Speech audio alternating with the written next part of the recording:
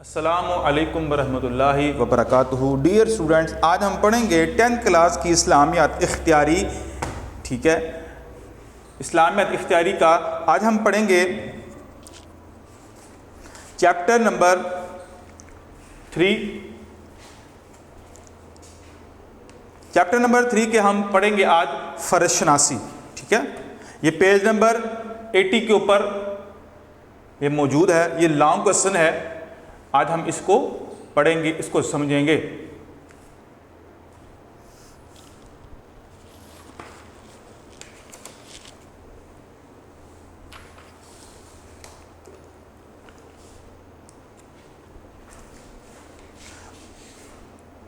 یہ ہمارا second semester کا یہ لانگ کوسچن ہے فرض شناسی۔ اس کی ریڈنگ کرتے ہیں اور اس کو میں آپ کو آسان الفاظ میں بھی ساتھ سمجھاؤں گا۔ بسم اللہ الرحمن الرحیم۔ اللہ تعالیٰ نے انسان کو بہترین جسمانی قوتوں اور ذہنی صلاحیتوں کے ساتھ سرتاج کائنات اور اشرف المخلوقات بنا کر زمین پر خلافت نعمت بخشی، یعنی اللہ تعالیٰ نے انسان کو جسمانی قوت عطا فرمائی ہے اور اس کے اندر جو ذہنی جو صلاحیتیں ہیں اور جو اس کے اندر قابلیتیں ہیں اور جو سوچنے کی جو اس کے اندر صلاحیت ہے، اللہ تعالیٰ نے اسی بنیاد کے اوپر اسی انسان کو تمام مخلوقات سے افضل قرار دیا ہے اور اپنا نائب بنا کر اللہ تعالیٰ نے زمین پر مبعوث فرمایا ہے۔ پھر انسان کے لیے سب موجودات یعنی کہ جتنی بھی مخلوقات ہیں، عالم کو مسخر کیا۔ اب انسان کے علاوہ جتنی بھی مخلوقات ہیں، مثال کے طور پر یہ اب چرند پرند دیکھ لیں، ہواؤں میں اڑنے والے پرندوں کو دیکھ لیں، زمین پہ چلنے والے جانوروں کو دیکھ لیں، رینگنے والے سانپ کو دیکھ لیں، ٹھیک ہے، حشرات الارض کو دیکھ لیں۔ یہ جتنی بھی مخلوق اللہ تعالیٰ نے انسان کے لیے بنائی ہے اور اس زمین و آسمان کو مسخر کر دیا ہے۔ آپ دیکھتے ہیں ہواؤں میں اڑنے والے جو پرندے ہوتے ہیں وہ ایک عجیب اور غریب اور خوبصورت نظارہ جو ہے وہ پیش کرتے ہیں۔ اس کی روزی کے لیے زمین پر مختلف غذائی اجناس پیدا کی، زمین سے غلے اور میوے لگائے، جو فصل کاشت وغیرہ ہوتی ہے، ٹھیک ہے، گندم وغیرہ اور چاول، آٹا، گنا، اس کے بعد سبزیاں، پھر دالیں، پھر قسم قسم کے میوے، یہ اللہ تعالیٰ نے انسان کے لیے بنائے ہیں۔ آسمان سے زمینی پیداوار اگانے اور بڑھانے کے لیے بارش کا انتظام فرمایا۔ ظاہر سی بات ہے اللہ تعالیٰ نے پھر اس زمین کے اندر سے جو اناج نکلتا ہے اس کے لیے خصوصی انتظام کیا کیا ہے، یہ آسمان سے پانی کو برسایا ہے تاکہ زمین جو ہے وہ اپنے نباتات کو اگا سکے۔ پیداوار کو حرارت اور روشنی بخشنے کے لیے سورج پیدا کیا۔ اس طرح تمام کائنات کو یعنی جمادات و نباتات، حیوانات سے لے کر آفتاب، ماہتاب اور ستاروں تک انسان کی خدمت میں سرگرم عمل اور مصروف خدمت بنا دیا ہے۔ تو اللہ تعالیٰ نے پھر انسانوں کو دیکھنے کے لیے دن کے وقت ایک بہت بڑا چراغ سورج کی شکل کے اندر اللہ نے انسان کو عطا فرما دیا۔ جس طرح قرآن مجید میں بھی اللہ تعالیٰ نے فرمایا ہے وَجَعَلْنَا اللَّيْلَ لِبَاسًا وَجَعَلْنَا النَّهَارَ مَعَاشًا۔ دن کو ہم نے جو کام کرنے کے لیے بنا ہے کہ لوگ اس دن کے اندر اپنے کام کاج کو کرتے ہیں، اپنی زندگی کے معاملات کو چلاتے ہیں، اور پھر جو رات ہوتی ہے اللہ تعالیٰ نے اس کو آرام کے لیے بنایا ہے تاکہ رات کے وقت انسان سو کر دوبارہ پھر صبح اٹھے اور تازہ دم ہو کر دوبارہ پھر کام کاج کی طرف چل پڑے۔ تو یہ ساری چیزیں اللہ تعالیٰ نے انسان کی خدمت کے لیے بنائی ہے تاکہ انسان اس کو استعمال کرے اور پھر جو اس کے اوپر اللہ کی طرف سے فرائض ہیں ان کو ادا کر سکے۔ آگے ہے انسان نفسیاتی طور پر ہم جنسوں سے ایک خاص انس و محبت رکھتا ہے، یعنی کہ انسان کے اندر یہ چیز موجود ہوتی ہے جو اس جیسے ہوتے ہیں ان سے وہ اس کا ایک قدرتی ناطہ و تعلق ہوتا ہے، ان کے لیے اپنے اندر ایک گہری کشش پاتا ہے۔ ان کی ہم نشینی میں ایک فرحت بخش سکون محسوس کرتا ہے، یعنی کہ ان کے ساتھ چلنے پھرنے یا ان کے ساتھ زندگی کے معاملات کرنے میں اس کو ظاہری سی بات ہے ایک راحت ہوتی ہے۔ اگر ایک انسان کا دوست اگر بندر ہوتا یا وہ کتا ہوتا ہے یا اس کے ساتھ معاملہ، تو یہ بڑا عجیب و غریب معاملہ ہوتا ہے۔ تو انسان کے لیے اللہ تعالیٰ نے انسان کو ہی بنایا ہے، ان سے یکسر علیحدگی سے بے چین کر دیتی ہے، اور اگر مکمل طور پر وہ اس سے علیحدہ ہو جائے تو انسان پریشان ہو جاتا ہے۔ اب دیکھیں جن لوگوں کو قید و بند کی صعوبتیں برداشت کرنا پڑتی ہیں، یعنی کہ جو جیل میں ہوتے ہیں وہ اکیلے تنہا ہوتے ہیں، تو وہ کتنے پریشان ہوتے ہیں، کیونکہ نہ ان کو اپنی ماں دیکھنے کو ملتی ہے، نہ بہن بھائی، نہ ماں باپ، نہ بیوی، نہ بچے، تو وہ تنہا ہو جاتے ہیں۔ اس لیے ان کی جو زندگی ہوتی ہے وہ بڑی مشکل ہوتی ہے، اور مسلسل یا طویل تنہائی وحشت میں مبتلا کر دیں۔ وحشت کہتے ہیں خوف کو، ڈر کو، کہ انسان طویل مدت تک، لمبے عرصے تک اگر تنہا رہے تو بعض اوقات ایسا ہوتا ہے انسان بیمار ہو جاتا ہے، انسان مختلف قسم کی بیماریوں کا شکار ہو جاتا ہے۔ علاوہ ازیں، یعنی کہ اس کے علاوہ ایک طرف تو انسان کی ذاتی اور انفرادی قوت حد درجہ محدود ہیں، دوسری طرف ان کے مقابلے میں اس کی دنیاوی ضروریات ہر جگہ زیادہ اور وسیع ہے۔ آپ دیکھیں انسان کی جو دنیاوی جو خواہشات ہیں وہ دن بدن بڑھتی جاتی ہیں، وہ کم ہونے کا نام نہیں لیتی ہیں۔ تو انسان کی جو ویسے جو کر سکتا ہے وہ تو بہت تھوڑا ہے، لیکن جو خواہش ہوتی ہے نا، جو خواہش ہوتی ہے وہ ختم نہیں ہوتی ہے۔ جس طرح مرزا غالب نے کہا تھا، ہزاروں خواہشیں ایسی کہ ہر خواہش پہ دم نکلے، بہت نکلے میرے ارماں لیکن پھر بھی کم نکلے، کہ انسان کی جو سب کچھ پا لینے کے بعد بھی اس کو کچھ نہ کچھ خواہش اس کی ادھوری رہ جاتی ہے جو کہ پوری نہ ہو۔ تو دنیا کے جو موسٹ جو پاپولر لوگ ہیں مثال کے طور پر، جن کے پاس پیسہ بھی بہت ہے، جیسے بل گیٹ ہے، اور اس طرح امیزون کا جو مالک ہے، یا ای بے کا مالک ہے، یا علی ایکسپریس، جتنے بھی بڑے بڑے لوگ ہیں، تو قطعاً ایسا نہیں ہے کہ ان کی زندگی کے اندر کوئی خواہش ایسی نہ ہو، ٹھیک ہے، اور کچھ خواہش ایسی بھی ہوتی ہے جو پوری نہیں ہوتی، جو فقط پیسوں سے پوری نہیں ہوتی ہے، ٹھیک ہے۔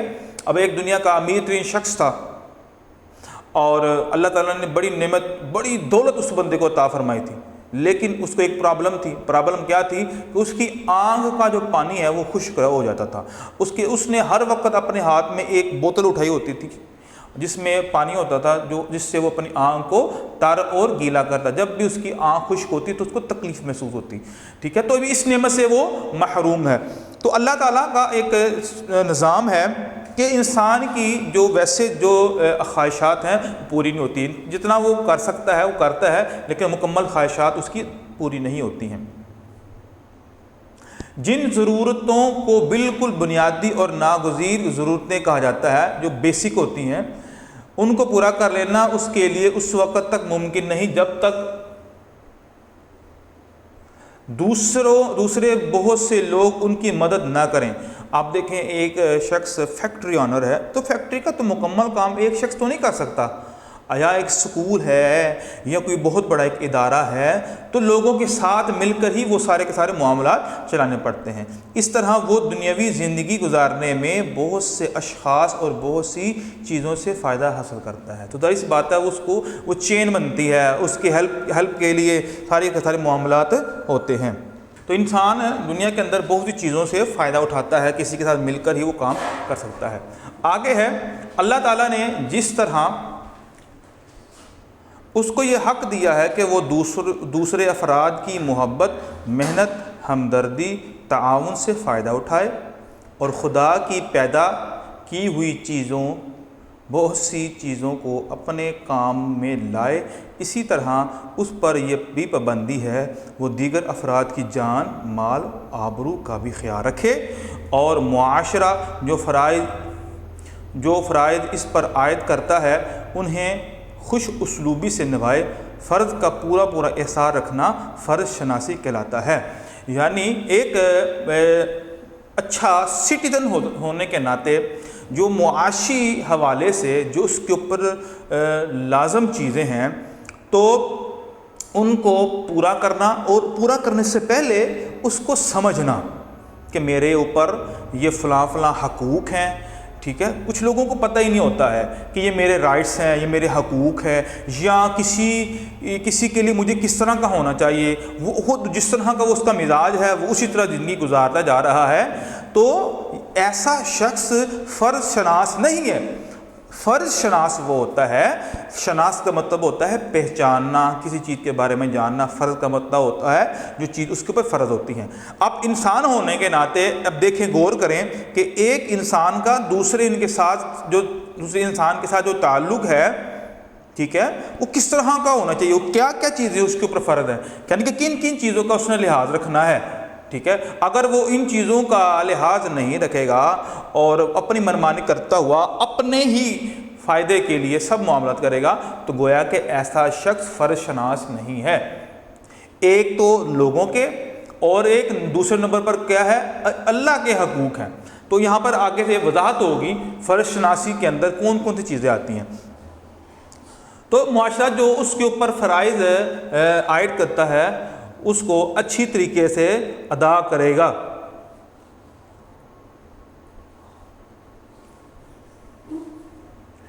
آگے ہر انسان پر 3 قسم کے فرائض اور ذمہ داری عائد ہوتی ہیں. جو بھی جس کو ہم انسان کہتے ہیں، انسان ہونے کے ناطے کم از کم 3 چیزیں ہیں جو اس کے اوپر لازم آتی ہیں. نمبر 1 ہے تو حقوق العباد، ایک ہے حقوق النفس، ایک حقوق العباد. ایک حقوق اللہ، یہ پہلا ہے حقوق اللہ، پھر دوسرا ہے حقوق النفس، اور تیسرا ہے حقوق العباد. پہلا اللہ کا حق ہے، دوسرا اس کی جان کا حق ہے، اور تیسرا بندوں کا حق ہے. اب ہم پڑھتے ہیں حقوق اللہ کیا ہے. یہ سب سے اہم حق ہے، یاد رکھ لیجیے. اللہ کا حق سب سے زیادہ ہے، ٹھیک ہے، کہ اس کی عبادت کی جائے، اس کے ساتھ کسی کو شریک نہ ٹھہرایا جائے. میں آپ کو اس کے بارے میں مختصر بتا دوں کہ حقوق اللہ ہے کیا. ٹھیک ہے. لوگوں کے اندر اکثر یہ بات مشہور ہے کہ جی اللہ کا حق نہ بھی ادا کیا جائے تو کوئی بات نہیں ہے، بندوں کا حق ضرور ادا کرنا چاہیے.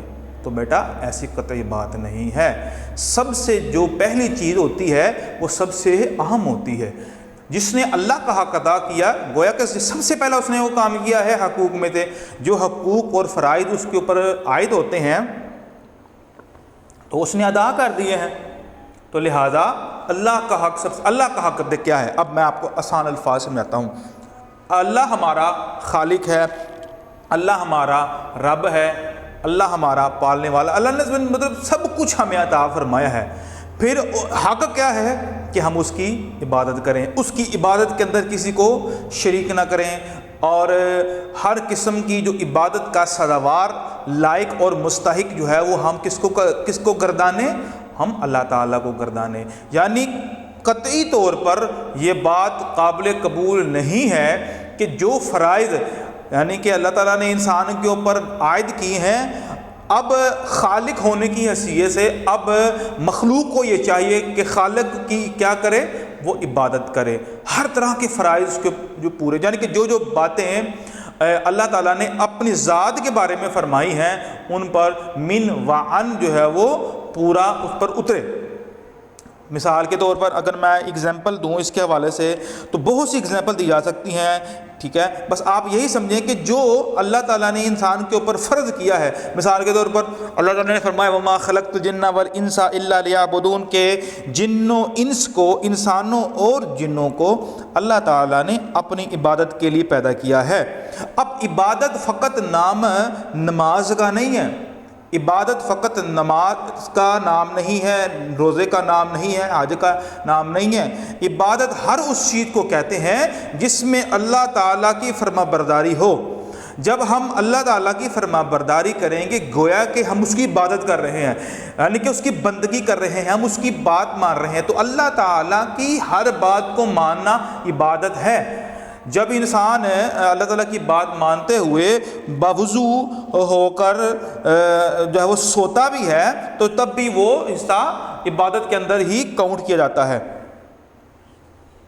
تو ہر لمحہ انسان جو ہے وہ عبادت کے اندر رہ سکتا ہے جب انسان اللہ تعالیٰ کی ہر بات کو مانے. تو یہ ہے حقوق اللہ. اس کو ہم پڑھتے ہیں۔ اللہ تعالیٰ نے انسان کو اپنی عبادت کے لیے پیدا کیا ہے۔ ارشاد باری تعالیٰ ہے وما خلقت الجن والانس الا لیعبدون، سورہ ذاریات کی آیت میں 51 سے 56 تک کہ ترجمہ اس کا کیا ہے؟ ترجمہ یہ ہے اور میں نے جنوں اور انسانوں کو صرف اپنی عبادت کے لیے پیدا کیا ہے، یعنی کہ دنیا میں ان کے آنے کا جو مقصد ہے وہ یہ ہے کہ وہ میری عبادت کرے، جنوں کا اور انسانوں کا۔ جنوں کی جو تعداد ہے، یہ آپ کے نالج کے لیے ہے، اس کو سمجھ لیجئے، جنوں کی جو تعداد ہے وہ ہم سے کئی گنا زیادہ ہے، تعداد میں وہ ہم سے بہت زیادہ ہے، ٹھیک ہے، کیونکہ ان کی جو تخلیق جو ہے وہ ہم سے پہلے کی ہے، ہم سے پہلے کہ وہ اس دنیا کے اندر آئے ہوئے، لہذا ان کی تعداد بھی ہم سے زیادہ ہے۔ تو چاہے وہ جن ہو چاہے وہ انسان، یعنی کہ فرشتوں کے علاوہ جو اللہ تعالیٰ کی جو دو مخلوق ہیں، انسان اور جن، ان دونوں سے قیامت کے روز جو ہے وہ سوال کیا جائے گا، نامہ مال کے متعلق اور نیکیوں کے متعلق، یہ سارا کا سارا پروسیس جو آپ لوگوں نے سنا بھی ہوا ہے یہ ہوگا۔ آگے ہے خدا کی عبادت انسان کا سب سے بڑا فرض ہے، یعنی کہ اس سے بڑا فرض کوئی بھی نہیں ہے عبادت۔ کیوں؟ تخلیق کائنات اور تخلیق انسان، اس کا مقصد بھی یہی ہے کہ عبادت ہے، اور اسے پورا کرنا اس کے ذمے لازم ہے۔ یہ صرف اللہ ہی کا حق ہے کہ بندے اسی کو حاکم اعلیٰ مانیں، اسی کے آگے اعتراف بندگی میں سر جھکائیں، اسی کی طرف اپنی حاجتوں میں رجوع کریں، اسی کو مدد کے لیے پکاریں، اسی پر بھروسہ کریں، اسی سے امیدیں وابستہ کریں اور اسی سے ظاہر و باطن میں ڈریں۔ اب یہ بیٹا یہ انتہائی ضروری اور انتہائی اہم باتیں ہیں، اس پہ بیٹا آپ نے غور کرنا ہے کہ جب یہ بات ہمیں معلوم ہو گئی کہ اللہ ہی ہمارا خالق اور مالک ہے، ہر چیز وہ عطا کرنے والا ہے، پھر ظاہری سی بات ہے ہمیں پھر کیا کرنا چاہیے کہ ہم پھر بندوں کو اسی کو ہی حاکم اعلیٰ مانیں، یعنی کہ اللہ تعالیٰ کو سب سے بڑا بادشاہ مانیں، سب سے بڑا حاکم مانیں۔ حاکم کہتے ہیں فیصلہ کرنے والا، حکم چلانے والا۔ ان الحکم الا للہ، حکم تو اللہ تعالیٰ کا چلتا ہے، اللہ تعالیٰ کے علاوہ کس کا حکم چلتا؟ کسی کا نہیں چل سکتا، اللہ تعالیٰ کے ہوتے ہوئے کسی کا حکم چل ہی نہیں سکتا ہے، اور جو اللہ تعالیٰ کے ہوتے ہوئے اپنا حکم چلاتا ہے فَأُولَٰئِكَ هُمُ الْكَافِرُونَ فَأُولَٰئِكَ هُمُ الْفَاسِقُونَ، اللہ تعالیٰ نے کافر قرار دیا ہے، وہ فاسق ہے، وہ ظالم ہے، ٹھیک ہے۔ تو جب اللہ تعالیٰ کا حق کیا ہے، یعنی کہ جو حقوق اللہ میں ہم پڑھ رہے ہیں، اب حق کیا ہے کہ اسی کو ہم کیا مانیں، کیونکہ سب کچھ اس نے پیدا کیا ہے، یہ زمین، یہ سورج، یہ چاند، یہ ستارے، یہ ہوا، یہ درخت، یہ پہاڑ، یہ فضائیں، یہ کہکشائیں، یہ سورج کی چمک، اور یہ جانور، یہ رینگنے والے، اڑنے والے، تیرنے والے، دھاڑنے والے، پھاڑنے والے، ڈسنے والے، اور ہواؤں پہ اوپر چلنے والے، یہ سارے کے سارے سب کچھ مخلوقات کو اللہ تعالیٰ نے جب پیدا کیا ہے تو پھر ظاہر سی بات ہے حکم بھی تو اسی کا چلے گا، ہمیں بھی اس نے پیدا کیا ہے، تو یہ سب کچھ جب اس نے پیدا کیا ہے تو پھر حکم بھی اسی کا چلے گا۔ اسی کے آگے اعتراف بندگی میں سر جھکانا، اسی کے آگے سر جھکا دینا، اسی کے آگے سجدہ کرنا، اسی کے آگے اپنے آپ کو نیچا کر کے کہ اللہ میں تیرا غلام ہوں۔ اب دیکھیں بندہ، بندے کی انگلش ہے، عربی ہے عبد، عبد کہتے ہیں غلام کو۔ غلام کیا ہوتا تھا؟ آپ نے کبھی غور کیا ہے غلام کیا ہوتا تھا؟ نبی الاسلام کے زمانے میں یا زمانہ جاہلیت کے اندر غلام وہ شخص ہوتا تھا کہ جس کی اپنی خود کی کوئی زندگی نہیں ہوتی ہے، خود کی بالکل 0% زندگی نہیں، وہ جو اس کا مالک اس سے کہتا ہے چاہے اس کو اچھا لگے یا برا لگے اس کو ماننا پڑتا تھا، چاہے طبیعت ٹھیک ہے یا طبیعت ٹھیک نہیں ہے، اس کا مالک جو اس کو کہے اس کو کرنا پڑتا تھا۔ کیوں؟ وہ اس کا مالک ہے، وہ آگے چونکہ چنانچہ اگرچہ مگرچہ کوئی بہانہ اپنے مالک کے سامنے وہ پیش کر سکتا نہیں ہے۔ تو یہ حیثیت، بلکہ اس سے بھی زیادہ ہماری جو ہے وہ گری ہوئی حیثیت ہے اللہ تعالیٰ کے ہاں کہ ہم اب، کیونکہ ہمارا تو کچھ ہے ہی نہیں ہے، ہمارا تو اپنے الفاظ منہ سے نکالتے ہیں، جو بولتے ہیں، جو زبان ہے، جو آنکھ، سب کچھ اللہ تعالیٰ کا ہے، کیونکہ اللہ نے سب کچھ ہمیں عطا فرمایا ہے۔ تو اس کا مطلب یہ نکلا کہ اعتراف بندگی کہ یا اللہ ہم تیرے غلام ہیں، ہم تیرے بندے ہیں، تو لہٰذا تیرے سامنے ہی یہ سر جھکے گا، یہ سر کسی کے سامنے یہ جھک سکتا ہی نہیں ہے۔ آگے ہے اسی کی طرف اپنی حاجتوں میں رجوع کریں۔ یہ بڑا ہی اہم پوائنٹ ہے کہ انسان کے زندگی کے اندر بہت سی حاجتیں آتی ہیں، بہت ضروریات ہوتی ہیں۔ مثال کے طور پر ایک انسان کاروبار کرتا ہے، کاروبار کے اندر لاس ہو جاتا ہے تو وہ پریشان ہے۔ کوئی اپنے والدین اپنے بچوں کی شادی کے معاملے میں پریشان ہے کہ شادی نہیں ہو رہی ہے، بیٹی کا رشتہ نہیں مل رہا ہے۔ کوئی اپنے بچے کی تربیت کے حوالے سے پریشان ہے، کوئی اپنی بیوی کے حوالے سے پریشان ہے، یا اپنی ماں کے حوالے سے پریشان ہے کہ وہ بیمار ہے۔ یعنی کہ انسان کو زندگی کے اندر بہت سی حاجات ہوتی ہیں۔ حاجت کا مطلب ہوتا ہے کہ ضروری کام ہوتا ہے، ایسا کام جس سے یعنی کہ انسان کی عقل، انسان کی سوچ اور انسان کے ہاتھوں سے وہ کام آگے ہو۔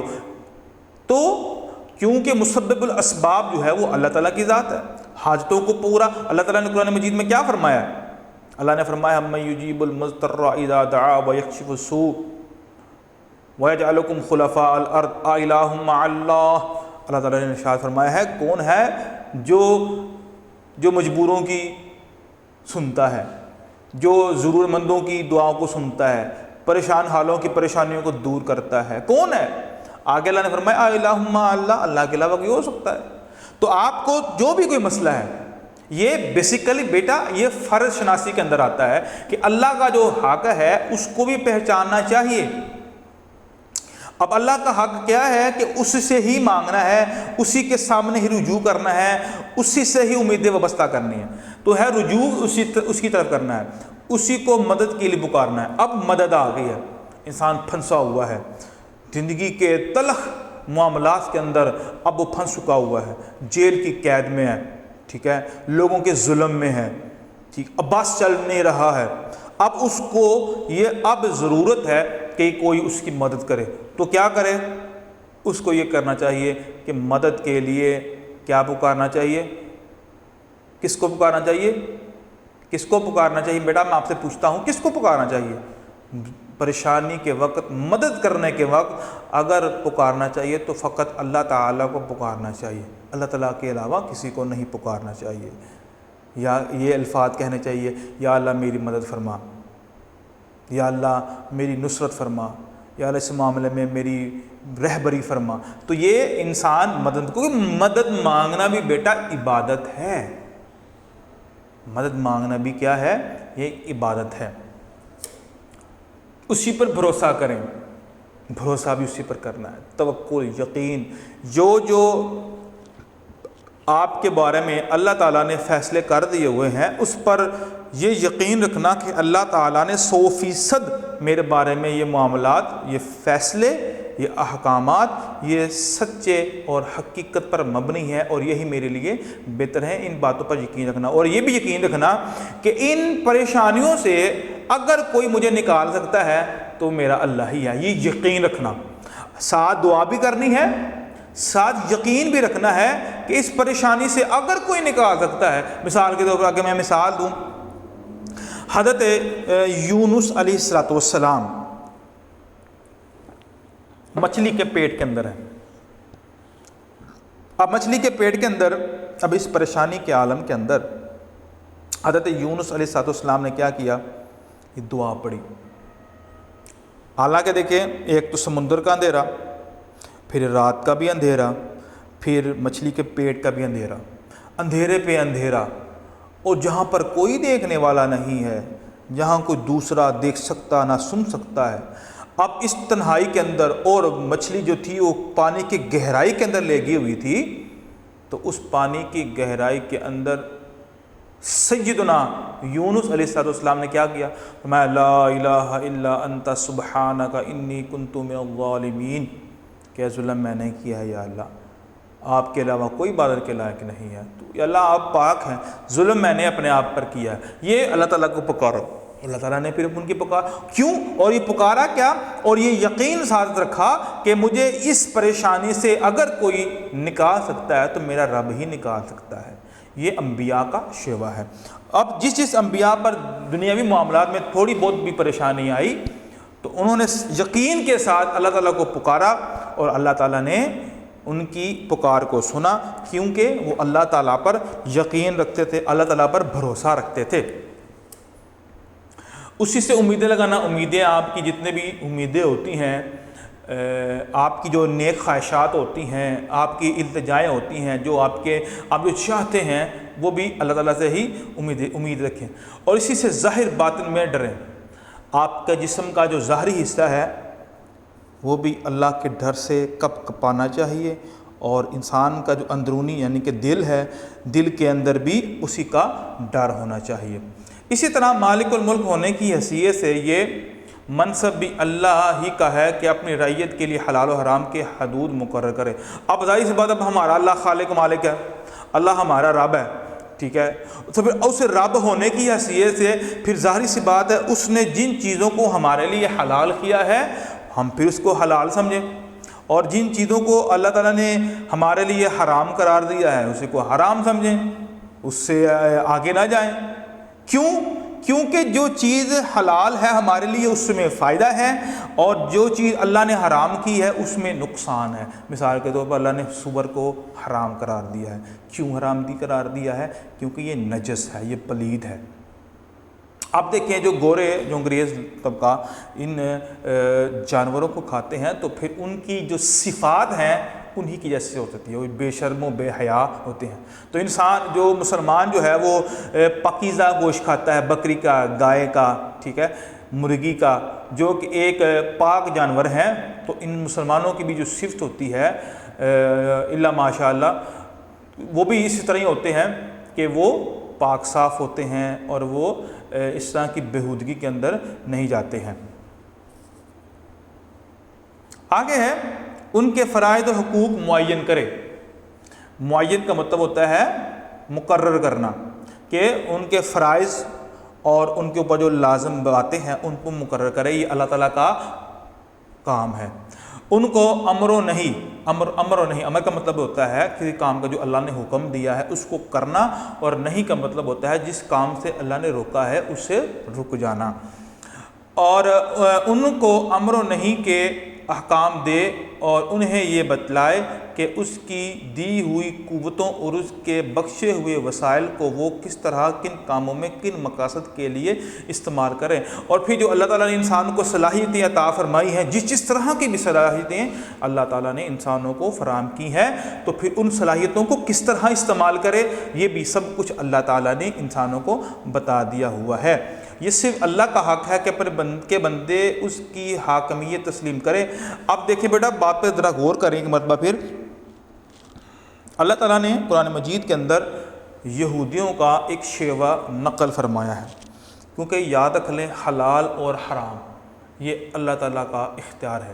یہ کسی نبی کا، کسی ولی کا، کسی صحابی کا، کسی اعلیٰ کا، کسی ادنا کا یہ حق ہی نہیں ہے، اور یہ اس کے لیے جائز ہی نہیں ہے کسی چیز کو حلال کر دے اور کسی چیز کو حرام کر دے۔ اللہ تعالیٰ نے یہودیوں کا طرز عمل ذکر کیا ہے کہ یہودی کیا کرتے تھے، وَاشْتَرُونَ بِآيَاتِ اللَّهِ ثَمَنًا قَلِيلًا، اللہ کی آیات کو تھوڑی قیمت کے بدلے میں بیچ دیا کرتے تھے۔ مطلب کیا ہے کہ لوگوں کی خواہشات اور لوگوں کے تیور کے مطابق وہ فیصلے کیا کرتے تھے، یعنی کہ اپنی کتاب کو بدل لیتے اور جو پیسے لے لیتے، اور انہی کی طرح جو ہے وہ پیسے والوں جو ان کی سوچ ہوتی ہے اسی کے مطابق جو وہ فیصلے کیا کرتے تھے۔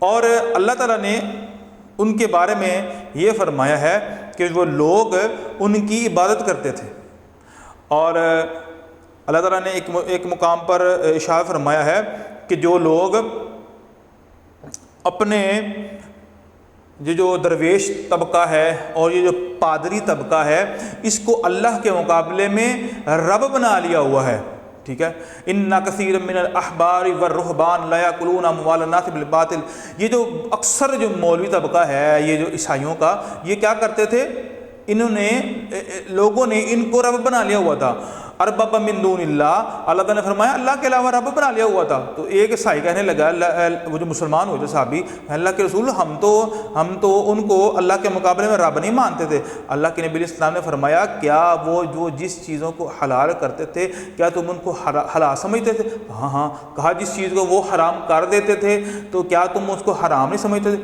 ہاں۔ فرمایا حلال اور حرام کا اختیار اللہ کے پاس ہے، ان کے پاس کیوں ہے؟ تو گویا کہ انہوں نے اللہ کے مقابلے میں کھڑا ہونے کا دعویٰ کیا، تو لہذا وہ لوگ ان کو اللہ کے مقابلے میں کھڑا کرتے تھے۔ تو حلال اور حرام کا یہ اختیار۔ میں آپ کو ایک ایگزامپل دوں نبی صلی اللہ علیہ وسلم کی سیرت سے۔ نبی صلی اللہ علیہ وسلم نے اپنے اوپر شہد کو حرام کر لیا، حالانکہ شہد کھانا، شہد کے متعلق ہے اسلام نے بڑی فضیلت بیان فرمائی ہے، اور قرآن مجید کے اندر اللہ تعالیٰ نے اس کو فرمایا وَشِفَاءٌ لِلنَّاسِ، اس میں لوگوں کے لیے شفا ہے شہد کے۔ اللہ کے نبی صلی اللہ علیہ وسلم نے اپنے لیے اس کو اوپر حرام کر دی، کہ لمبا واقعہ ہے، میں آپ کو مختصر بتاتا ہوں۔ نبی صلی اللہ علیہ وسلم نے اس کو اپنے اوپر حرام قرار دیا تو آسمان سے وحی آ جاتی ہے، یا ایھا النبی لما تحرم ما احل اللہ لک تبتغی مرضات ازواجک، میں اے اللہ کے رسول آپ کیوں اس چیز کو اپنے اوپر حرام کرتے ہیں جس کو اللہ تعالیٰ نے حلال کیا ہے؟ یعنی کہ آپ تصور کریں اللہ کے نبی صلی اللہ علیہ وسلم کو بھی اللہ تعالیٰ نے منع کر دیا تھا کہ جس چیز کو میں نے حلال کیا ہے آپ اس کو حرام نہیں کر سکتے ہیں۔ تو حلال حرام کا جو اختیار ہے وہ اللہ تعالیٰ ہی کے پاس ہے۔ تو پھر جب سارے اختیار اسی کے پاس ہے تو اسی کی حاکمیت کو تسلیم کریں، اس کے حکم کو منبع قانون مانیں، یعنی کہ اسی کے حکم کو ہی قانون مانیں، یعنی کہ قانون کی جو بیس اور بنیاد ہوتی ہے وہ اللہ تعالیٰ کا حکم ہی ہے، ان الحکم الا للہ، اور اسی کو امر و نہی کا مختار سمجھیں، یعنی کہ اسی کو سمجھیں کہ وہی ذات ہے جس چیز کے بارے میں کہہ دے کہ یہ کرنا ہے تو ہم نے کرنا ہے، جس چیز سے منع کرنا ہے منع کرنے کا حکم دے اس سے منع ہونا۔ آگے ہے اپنی زندگی کے معاملات میں اسی کے فرمان کو فیصلہ کن مانیں اور ہدایت اور رہنمائی کے لیے اسی کی طرف رجوع کریں۔ جو شخص خدا کی ان صفات میں سے کسی صفت کو بھی کسی دوسرے کی طرف منسوب کرتا ہے تو اس کے ان حقوق میں سے کوئی ایک حق بھی دوسرے کو دیتا ہے تو وہ دراصل خدا کا مد مقابل اور ہمسر بناتا ہے، جو کسی صورت میں جائز نہیں ہے۔ تو یہ جتنے بھی میں نے بیٹا آپ کو یہ صفات بتلائی ہیں کہ اللہ تعالیٰ کے جو حقوق ہیں، اب یہ اللہ تعالیٰ کے اگر یہ حقوق کسی انسان کو دے دیے جائیں، مثال دیتا ہوں آپ کو میں، کیونکہ ہم پنجابی لوگ ہیں ہمیں مثال زیادہ سمجھ لگتی ہے۔ اگر ایک شخص اللہ تعالیٰ کی ہم عبادت کرتے ہیں، سجدہ کرتے ہیں، اگر یہ سجدہ اگر ہم کسی اور کے لیے کریں، کسی مخلوق کے لیے کریں، قیام کے لیے کھڑے ہونا، ٹھیک ہے، نماز ہم قیام کرتے ہیں، ہاتھ باندھ کر کھڑے ہوتے ہیں، تو یہ ہاتھ باندھ کر کھڑے ہونا ہم کسی اور کے لیے کریں، یا ہم کسی اور سے دعا مانگیں، یا کسی اور کے سامنے جھکیں، یا کسی اور کو مشکل کشا مانگیں، یا کسی اور سے مدد مانگیں، تو یہ اللہ تعالیٰ کو نہیں پسند ہے، کیونکہ یہ ساری چیزیں عبادت ہیں، اور عبادت کس کی ہے؟ اللہ تعالیٰ کی عبادت ہے۔ تو اللہ تعالیٰ تو قطعاً پسند نہیں کرتے کہ عبادت میں کسی کو، یعنی کہ اس کی مخلوقات میں سے کسی کو اس کے برابر بنایا جائے، یہ اللہ تعالیٰ کو قطعی پسند نہیں ہے۔ تو لہذا یہ اللہ کے حقوق ہیں، یہ اللہ کے حقوق کی جو فہرست ہے وہ یہاں پر بنی ہوئی ہے، تو آپ نے ان کو یاد کرنا ہے، اور یہ بھی ساتھ سمجھنا ہے کہ اب اللہ کے حقوق کے اندر کسی کو شراکت نہیں ہے۔ آگے ہے لانگ کوسچن نمبر، یہ اس کو اگر ہم یہ دیکھیں کہ اگر بورڈ کے اندر آتا ہے سوال آپ کو حقوق اللہ کی وضاحت کریں، اگر لانگ میں آ جاتا ہے تو آپ ٹھیک ہے لانگ میں لکھ سکتے ہیں، اگر شارٹ میں آتا ہے تو آپ مختصر اللہ کے حقوق کو بتائیں، ٹھیک ہے، بس اس میں لکھ دیتے ہیں۔ آگے ہے حقوق النفس۔ نفس کسے کہتے ہیں؟ نفس انسان کے جسم کو کہتے ہیں، یعنی کہ جو انسان کے جسم کے اوپر کیا کیا حق ہیں۔ ہر انسان پر یہ فرض ہے کہ وہ زندگی کو نعمت خداوندی سمجھے اور خدا داد جسمانی، ذہنی، روحانی اور نفسیاتی قوتوں کو تباہی سے بچانے کی کوشش کرے۔ اسلام میں نہ تو خواہشات اور جذبات کی بیخ کنی مطلوب ہے اور نہ ہوائے نفسانی میں ڈوبے رہنے کو پسند کہا گیا ہے، بلکہ حیوانی جذبات کو شریعت کے احکام کے تحت رکھ کر اعتدال کی زندگی کو پسندیدگی کی نظر سے دیکھا گیا ہے۔ اس لیے شریعت اسلامی میں خودکشی کرنے والا قاتل قرار دیا جاتا ہے اور دنیا سے فرار اختیار کرنے والا راہب تصور ہوتا ہے، اور حیوانیت اسلام کے منافی ہے۔ آپ کو سمجھاتا ہوں اس کا مطلب کیا ہے۔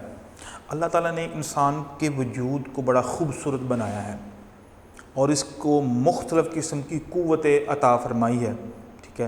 جسمانی قوت ہے، ذہنی قوت ہے، ٹھیک ہے۔ جسمانی قوت کا مطلب انسان کے اندر طاقت ہے، انسان کے اندر دیکھنے کی زبردست صلاحیت ہے، انسان کے اندر بولنے کی شاندار صلاحیت ہے، انسان بہت تیز بھاگ سکتا ہے، انسان بڑے اچھے خیالات اور نئے نئے آئیڈیات اپنے دماغ کے اندر لا سکتا ہے، ٹھیک ہے۔ یا روحانی طور پر بڑا وہ مضبوط ہے، ٹھیک ہے، اس کا دل بڑا مطمئن ہے، اللہ تعالیٰ نے اس کو قلب سلیم عطا فرمایا ہوا ہے۔ تو یہ مختلف قسم کی اللہ تعالیٰ نے نعمتیں انسان کو عطا فرمائی ہیں، کیونکہ اللہ نے فرمایا الم نجعل لہ عینین ولسانا وشفتین، کیا ہم نے انسان کو دو آنکھیں نہیں دیں؟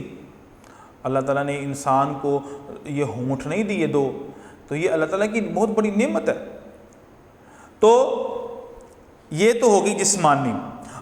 اب اس کے جسمانی کے بھی کچھ حقوق ہیں تاکہ انسان کا جو وجود ہے وہ برقرار رہ سکے، تاکہ جب برقرار رہ سکے پھر انسان اس کی عبادت کرے۔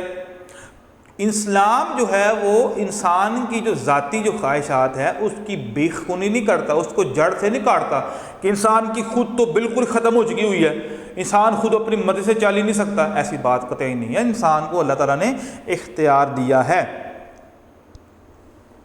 اللہ تعالیٰ نے انسان کو الم نجعل لہ عینین ولسانا وشفتین وہدیناہ النجدین، اللہ نے انسان کو اختیار دیا ہوا ہے، دو راستے عطا فرمائے ہیں۔ اب ان دو راستوں میں سے جس راستہ ایک اللہ کا راستہ ہے اور ایک شیطان کا راستہ ہے، اب چاہے وہ اللہ کے راستے میں چلے یا چاہے وہ شیطان کے راستے میں چلے تو اس کے اوپر کوئی پابندی نہیں ہے۔ کیوں؟ اگر دیکھا جائے تو اگر وہ اللہ کے حکم کے مطابق چلے گا تو اس کو انعامات ملیں گے، دنیا میں تو ہو سکتا ہے اسے کچھ نہ ملے لیکن قیامت کو بڑا کچھ ملے گا، اور جو شخص شیطان کی باتیں مانے گا دنیا میں ہو سکتا ہے بڑا کچھ ملے لیکن ہو سکتا ہے قیامت کے روز، اور بلکہ یقیناً قیامت کے روز اس کو جہنم کا عذاب ملے۔ تو اللہ نے دنیا کے اندر کسی کو مجبوراً یہ اسرف نہیں لایا، بلکہ اللہ نے انسان کو اختیار دیا ہوا ہے، اور ساتھ یہ بھی ہے کہ انسان دنیا کے اندر رہتے ہوئے ایسے کام نہ کرے کہ جس سے اس کا جو جسمانی جو قوتیں و صلاحیت ہیں وہ ختم ہو جائیں اور ذہنی جو اس کے اندر قابلیت ہے وہ ختم ہو جائے۔ اللہ تعالیٰ نے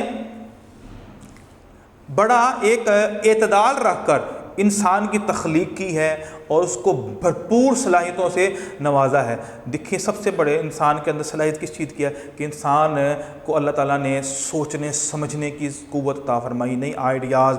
اب دیکھیں آج دنیا کتنی ترقی کر رہی ہے، یہ کس وجہ سے ہے؟ یہ انسان کی ذہنی صلاحیت کی وجہ سے ہے۔ آج اتنی دور کا جو فاصلہ ہے وہ چند سیکنڈ کے اندر آ گیا ہوا ہے۔ اگر آپ نے اس پاکستان سے اگر کینیڈا بات کرنی ہے چند سیکنڈ کے اندر آپ اس سے بات کر سکتے ہیں، سمجھ لگی نا؟ تو اللہ تعالیٰ نے یہ بہت کچھ انسان کو عطا فرمایا ہے۔ اب یہ سب کچھ عطا کرنے کے بعد ساتھ یہ بھی فرما دیا ہے کہ خودکشی حرام ہے، کہ آپ کو اللہ تعالیٰ نے اتنی نعمتیں دی ہیں اور پھر ساتھ یہ بھی کہہ دیا ہے اب اس خوبصورت وجود کو آپ نے تباہ و برباد نہیں کرنا۔ ہم تباہ و برباد کس طرح کرتے ہیں؟ صرف خودکشی سے نہیں، ہم اپنے وجود کو بہت سے طریقوں سے برباد کر سکتے ہیں۔ مثال کے طور پر اگر ہم دیکھیں، شراب ایک بہت بڑا ناسور ہے انسان کے جسم کو کمزور کرنے کا۔ ظاہری لذت ملتی ہے، ظاہری طاقت ملتی ہے، اور لیکن انسان کا جو اندرونی حصہ ہے اس کا بیڑا غرق ہو جاتا ہے شراب پینے سے۔ یہ جو گٹکا کھاتے ہیں، اس سے کیا ہوتا ہے، انسان کے منہ کے دانت خراب ہو جاتے ہیں، یا بعض اوقات یہاں تک سننے میں آیا ہے کہ کسی کو کینسر بھی ہو جاتا ہے، یا سگریٹ جو ہے وہ، بلکہ سگریٹ کی ڈبی کے اوپر لکھا ہوتا ہے تمباکو نوشی یہ منہ کے کینسر کا باعث ہے، اور پر انہوں نے پکچر بھی لگائی ہوتی ہے۔ تو یہ بیٹا اللہ تعالیٰ نے جو اتنا خوبصورت وجود دیا ہے تو اس کا حق بنتا ہے اس کو مینٹین رکھیں، اس کو شاندار رکھیں، تاکہ جب انسان کا وجود صحیح ہوگا پھر انسان کا دماغ بھی کام کرے گا۔ اور ایک انسان جو بیمار ہے، نبی صلی اللہ علیہ وسلم نے فرمایا ایک کمزور مومن اور ایک طاقتور مومن، اللہ کو جو پسند ہے وہ طاقتور مومن ہے۔ کیوں؟ کیونکہ وہ نماز بھی صحیح طریقے سے پڑھ سکے گا، وہ روزہ، زکوٰۃ، حج، سارے دینی معاملات جو ہے وہ بہترین طریقے سے انجام دے سکتا ہے، اور خاص طور پر جہاد کا جو معاملہ ہے وہ تو بڑا بہترین دے سکتا ہے۔ تو اس لیے اللہ تعالیٰ کو طاقتور مومن اور صحت مند مومن بنسبت کمزور مومن کے زیادہ پسند ہے، یہ اللہ تعالیٰ کی ذات۔ تو کیوں نہ ہم پھر اس اپنے وجود کا خیال رکھیں، اس وجود کو طاقت کی طرف لے کے جائیں، اور اس وجود کو، اور پھر اللہ تعالیٰ نے خودکشی بھی حرام کر دیا۔ اب بات غور کریں کہ اسلام نے، اللہ تعالیٰ قرآن مجید کے اندر ارشاد فرماتے ہیں وَلَا تُلْقُوا بِأَيْدِيكُمْ إِلَى التَّهْلُكَةِ، اپنے ہاتھوں سے اپنا نقصان نہ کرو، اپنے ہاتھوں سے اپنا نقصان نہ کرو۔ اب دیکھیں دنیا کا کون سا ایسا شخص ہے جو یہ سمجھتا ہے کہ سگریٹ اس کو فائدہ دیتا ہے؟ یہ سب جانتے ہیں سگریٹ ایک نقصان دہ ہے، لیکن ہم پھر بھی پیتے جا رہے ہیں۔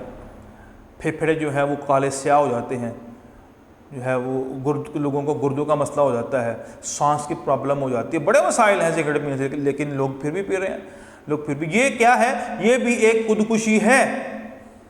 کس کو نہیں پتا ہے کہ گٹکا جو مضر ہے اس سے دانت خراب ہو جاتے ہیں، دانتوں کا بیڑا، یہ پان ہے، یہ گٹکا ہے، اور اس طرح کی جتنے بھی نسوار ٹائپ کی چیزیں ہیں جو کہ انسانی صحت کے لیے مضر ہے، لیکن پھر بھی لوگ استعمال کر رہے ہیں۔ تو یہ خودکشی کے ہی زمرے میں آئے گا۔ تو اللہ تعالیٰ نے انسان کو منع فرمایا ہے اپنے وجود کو، اپنے جسم کو خوبصورت رکھنا، مینٹین رکھنا۔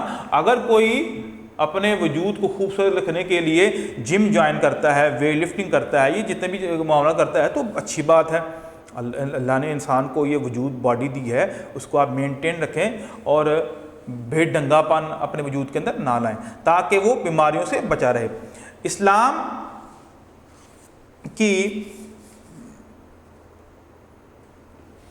نظر میں ایک مضبوط اور طاقتور مسلمان ایک کمزور مسلمان سے بہتر، جس طرح میں نے آپ کو پہلے بتا دیا ہے، ایک طاقتور مومن مسلمان جو ہے وہ قدرے بہتر ہے اس مسلمان سے جو کمزور ہے، کیونکہ کمزور مسلمان تو دوسروں کے لیے ایک وبال بنا ہوا ہے، دوسروں کے اوپر اس نے سب کچھ چھوڑ دیا ہوا ہے۔ تو ایک طاقتور مومن ہوتا ہے وہ سب کچھ کام کر سکتا ہے۔ اس لیے مسلمان کے لیے ضروری ہے کہ وہ مناسب خوراک کھائے، مناسب کپڑے پہنے، مناسب گھر میں رہے، اور بیمار ہونے کی صورت میں فوراً علاج کرے۔ آپ دیکھیں ایک کمزور ہے، اگر وہ بیمار ہو جاتا ہے تو وہ طویل عرصہ تک بیمار رہ سکتا ہے، اور ایک طاقتور مومن ہے، ٹھیک ہے، عموماً تو اس کو بیماری لگتی ہی نہیں۔ باقی اگر اللہ کا حکم آ جائے تو وہ زیادہ، کیونکہ اس کا جو قوت مدافع جو ہوتی ہے وہ بڑی زبردست ہوتی ہے، وہ زیادہ دیر تک بیمار نہیں رہ سکتا۔ اللہ تعالیٰ نے اس کے اندر یہ صلاحیت رکھی ہوتی ہے کہ وہ جلدی ریکور ہو جاتا ہے، تو وہ ہر لحاظ سے بیٹا بہتر ہے۔ تو ہمیں کیا کرنا چاہیے؟ خوراک اچھی کھانی چاہیے، بہترین ڈائٹ ہونی چاہیے، بیلنس ہر چیز کے اندر ہمارا ہونا چاہیے۔ اب نبی صلی اللہ علیہ وسلم کس طرح اپنے وجود کو مینٹین رکھا کرتے تھے؟ آپ صلی اللہ علیہ وسلم کی جو سیرت ہے وہ بتلاتی ہے کہ آپ علیہ السلام کا حکم ہے تو میں اگر آپ کو ایک روٹی کی بھوک ہے تو آدھی روٹی کھاؤ، یعنی کہ بھوک رکھ کے کھانا کھایا کرو، ٹھیک ہے، رات کو کھا کر ہی نہ سو جاؤ۔ جو اس کے بعد جو حکماء کے مطابق ہے کہ کھانا کھانے سے پہلے جو ہے وہ پانی پی لو، یعنی کہ 5-10-15 منٹ پہلے پی لو، کھانا کھانے کے درمیان پانی نہ پیو، کھانا کھانے کے بعد پانی نہ پیو، یہ غذا کھاؤ یہ نہ کھاؤ، بازاری چیزوں سے پرہیز رکھو، وہ انسان کے معدے کو خراب کر دیتی ہیں۔ تو ایسی چیزیں جو انسان کے معدے کو ڈسٹرب کرتی ہیں تو ان سے گریز کرنا چاہیے، ان سے بچنا چاہیے، تاکہ انسان کا وجود باڈی جو ہے وہ صحیح رہ سکے۔ آگے انسان کے ذمہ اپنے نفس کا اہم حق یہ ہے کہ وہ اس کی عزت اور وقار کا خیال رکھے اور دوسروں کے سامنے دامن سوال پھیلا کر خیرات نہ مانگے، کیونکہ اس قسم کی حرکتوں سے عزت نفس کو نقصان پہنچتا ہے۔ اب دیکھیں، ہر انسان کی ایک سیلف اسٹیم ہوتی ہے، ہر انسان کی عزت ہوتی ہے، عزت نفس ہوتی ہے کہ وہ یہ نہیں پسند کرتا کہ وہ کسی کے سامنے ہاتھ پھیلائے، لیکن کچھ لوگ ایسے ہوتے ہیں جو اپنی عزت نفس کو کھو بیٹھتے ہیں، تو پھر کیا کرتے ہیں؟ در بدر بھیک مانگتے ہیں، در بدر کے سوالی ہوتے ہیں، در بدر لوگوں سے مانگتے پھرتے ہیں۔ تو اس کا مطلب کیا نکلا؟ ایسے لوگوں کی عزت ختم ہو گئی، عزت کا جو ہے وہ بکھیڑا ہو چکا ہوا ہے ان لوگوں کا۔ تو اس کا بھی خیال رکھنا چاہیے، اپنے وجود کا بھی، وجود کی جو عزت ہوتی ہے اس پر بھی آنچ نہیں آنے دینی چاہیے۔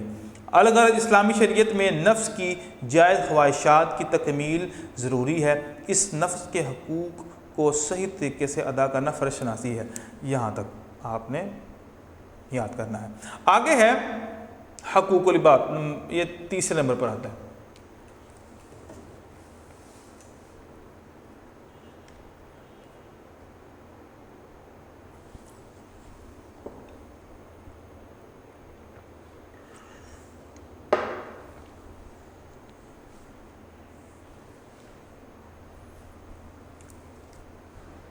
اب تیسرے نمبر پر ہے حقوق العباد، بندوں کے حقوق۔ عبدن کی جمع عباد ہے بندے، زیادہ۔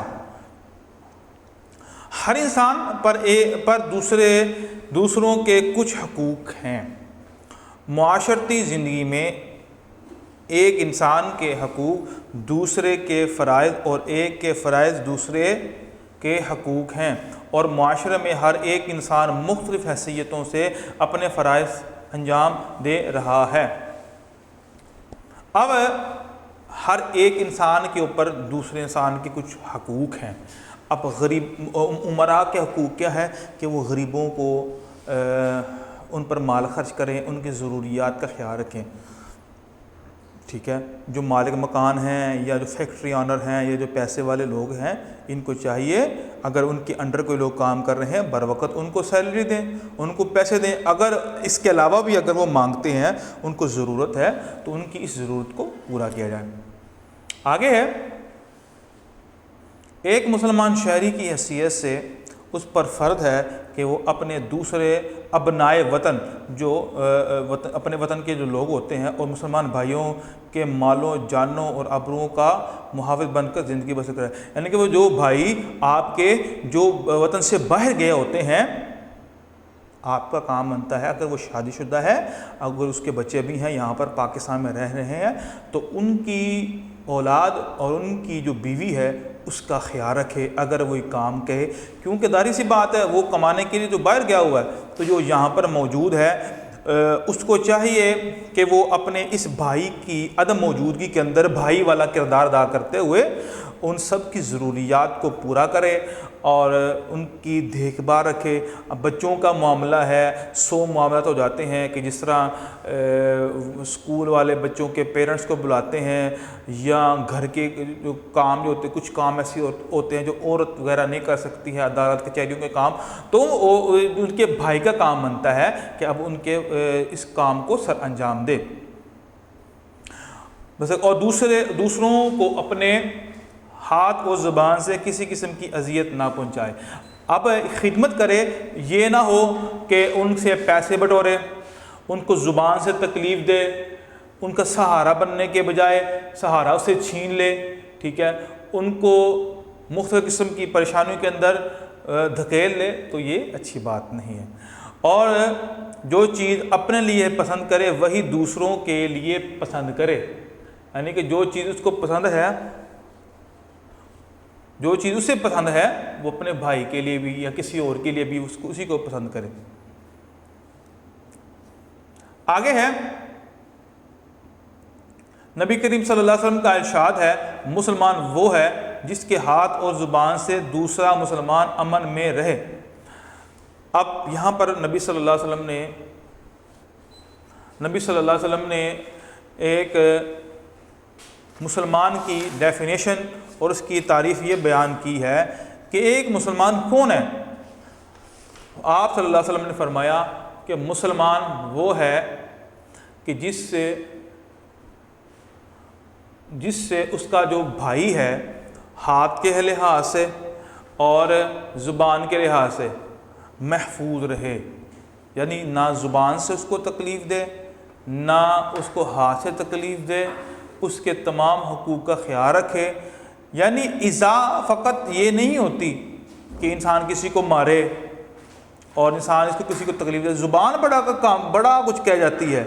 اور عربی کا ایک مقولہ ہے کہ تلوار کے جو گھاؤ ہوتے ہیں، زخم ہوتے ہیں، وہ زبان سے لگے ہوئے زخم سے ہلکے ہوتے ہیں۔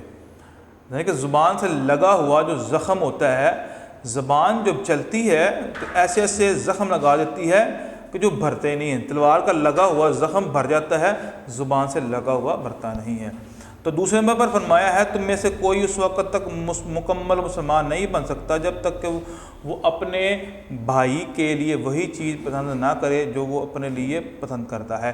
تو یہ حقوق ہیں ایک بھائی کے دوسرے بھائی کے اوپر، ایک مسلمان کے دوسرے مسلمان کے اوپر، یہ حقوق ہیں۔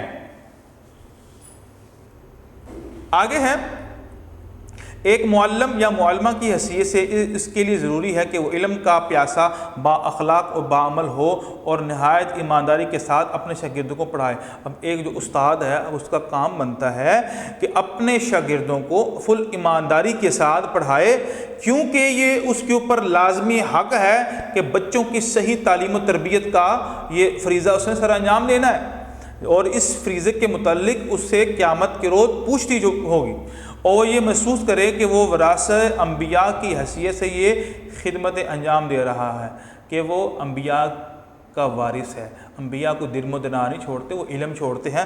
اب اس کے پاس بھی علم ہے، اب یہ بچوں کو، لوگوں کو، طلباء کو اس سے مستفید کر رہا ہے۔ ایک طالب علم کی حیثیت سے اسے چاہیے کہ وہ حاضر باش، یعنی کہ دماغ کو حاضر رکھ کر فرما بردار بن کر اساتذوں کا احترام کرنے والا اور نیک سیرت ہو۔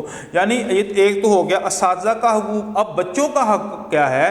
چونکہ بچے بھی جو اپنے اساتذہ کے بعد پڑھتے ہیں تو دونوں ہی ایک عبد ہیں، اللہ تعالیٰ کے بندے ہی ہیں، تو ان دونوں کا آپس میں تعلق بڑا ہی گہرا ہونا چاہیے۔ اساتذہ کا احترام، فرما برداری ہونی چاہیے اور بر وقت موجود ہونا چاہیے۔ ایک باپ کی حیثیت سے اس پر بچوں کے جسمانی پرورش جو ہے وہ مقدور بھر کھانا، کپڑے اور مکان مہیا کرنا لازم ہے۔ یہ ساری چیزیں ایک باپ ہونے کی حیثیت سے اپنے بچوں کو پرووائڈ کرنی چاہیے، مگر اس سے یہ بھی نہیں بھولنا چاہیے کہ صرف جسمانی پرورش سے عہدہ برآ ہو کر فرد منصبی پورا نہیں ہوتا، بلکہ اولاد کی روحانی اور اخلاقی تربیت کا بھی پورا انتظام کرنا ہے۔ صرف یہ نہیں ہے کہ اولاد کے لیے کہ انسان اس کھانا پیش کر دے، محنت کر دے، بلکہ اس کی تربیت بھی کرنی چاہیے۔ اگر اولاد خراب ہوتی ہے تو اس کا قطعی مطلب یہ نہیں ہے کہ والدین اس سے مستثنیٰ ہیں۔ والدین سے اپنی اولاد کے بارے میں سوال ہوگا۔ تو باپ کو فقط یہ نہیں کہ میں نے کمانا ہے، تربیت میری بیگم نے کرنی ہے، ایسی قطعی بات نہیں ہے اس کے ذمے۔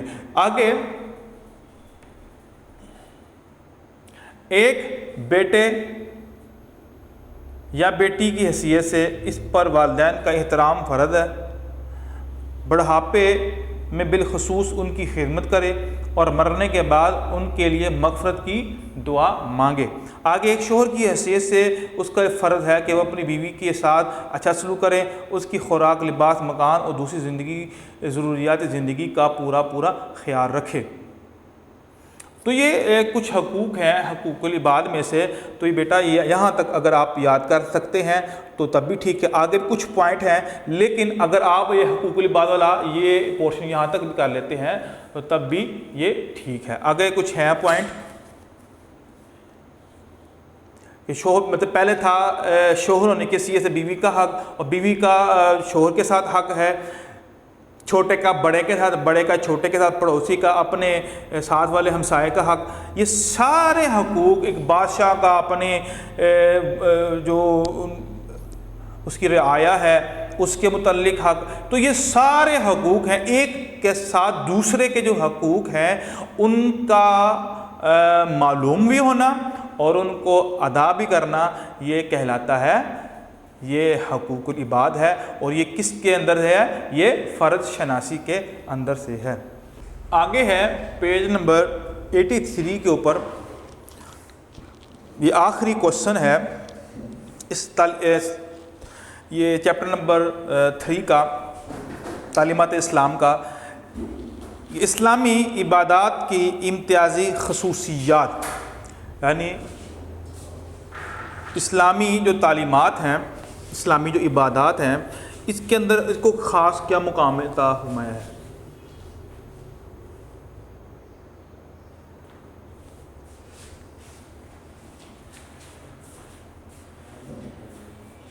کائنات کی تمام اشیاء انسان کے فائدے کے لیے بنائی ہیں، یعنی کہ اللہ تعالیٰ نے انسان کے لیے سب کچھ بنایا ہے۔ آپ دیکھیں یہ ستارے اللہ تعالیٰ نے فرمایا ہے وَلَقَدْ زَيَّنَّا السَّمَاءَ الدُّنْيَا بِمَصَابِيحَ وَجَعَلْنَاهَا رُجُومًا لِلشَّيَاطِينِ، ہم نے اس آسمان کو خوبصورت بنایا ہے۔ کہ خوبصورتی یہ کس کے لیے ہے؟ یہ انسان کے لیے ہے۔ الَّذِي الَّذِي خَلَقَ لَكُم مَّا فِي الْأَرْضِ جَمِيعًا، یہ انسان کے لیے اللہ تعالیٰ نے سب کچھ بنایا ہے۔ اب کچھ چیزیں ایسی ہیں جن کو اللہ تعالیٰ نے انسان کے لیے حلال قرار دے دیا ہے، اور کچھ چیزیں ایسی ہیں جس کو اللہ تعالیٰ نے انسان کے لیے حرام اور حلال، یعنی کہ ڈفرینٹ چیزیں ہیں، ایک حرام ہے اور ایک حلال ہے۔ اب جو حلال ہے وہ انسان پرندے ہیں، پرندوں میں سے اللہ تعالیٰ نے فرمایا ہے کہ جو نوچ کے کھانے والا ہو، منہ سے پکڑ کے کھانے، پنجوں کے ساتھ کھانے والا ہو، ٹھیک ہے، اس کو اسلام نے حرام قرار دیا ہے۔ اور جو مطلب پھاڑنے والا ہو اور اس طرح کا ہو جانور، اس کو منع کر دیا۔ اس کے علاوہ آپ ہر جانور کھا سکتے ہیں، ہر پرندہ کھا سکتے ہیں، شکار کر سکتے ہیں۔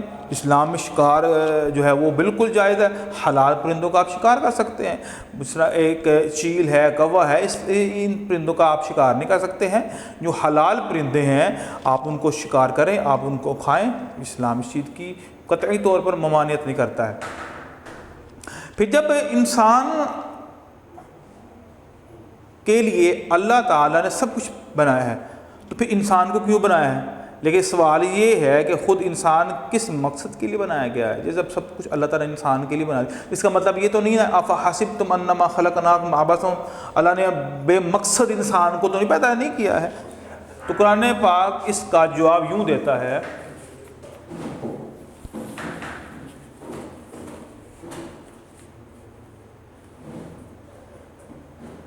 وَمَا خَلَقْتُ الْجِنَّ وَالْإِنسَ إِلَّا لِيَعْبُدُونَ،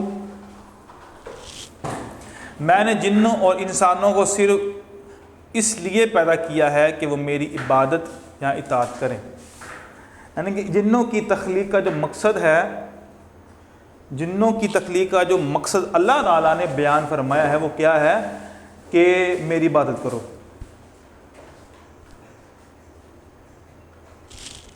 آگے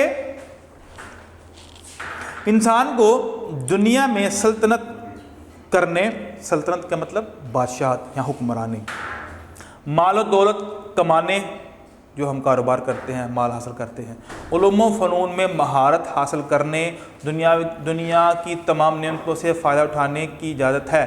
اب دیکھیں تو انسان دنیا کے اندر کر رہا ہے، اللہ تعالیٰ کی نعمتوں کو استعمال کر رہا ہے، علوم و فنون کو حاصل کر رہا ہے، کیمسٹری پڑھ رہا ہے، کوئی بایو پڑھ رہا ہے، کوئی میتھ پڑھا رہا ہے، یہ علوم و فنون انسان سیکھتا ہے۔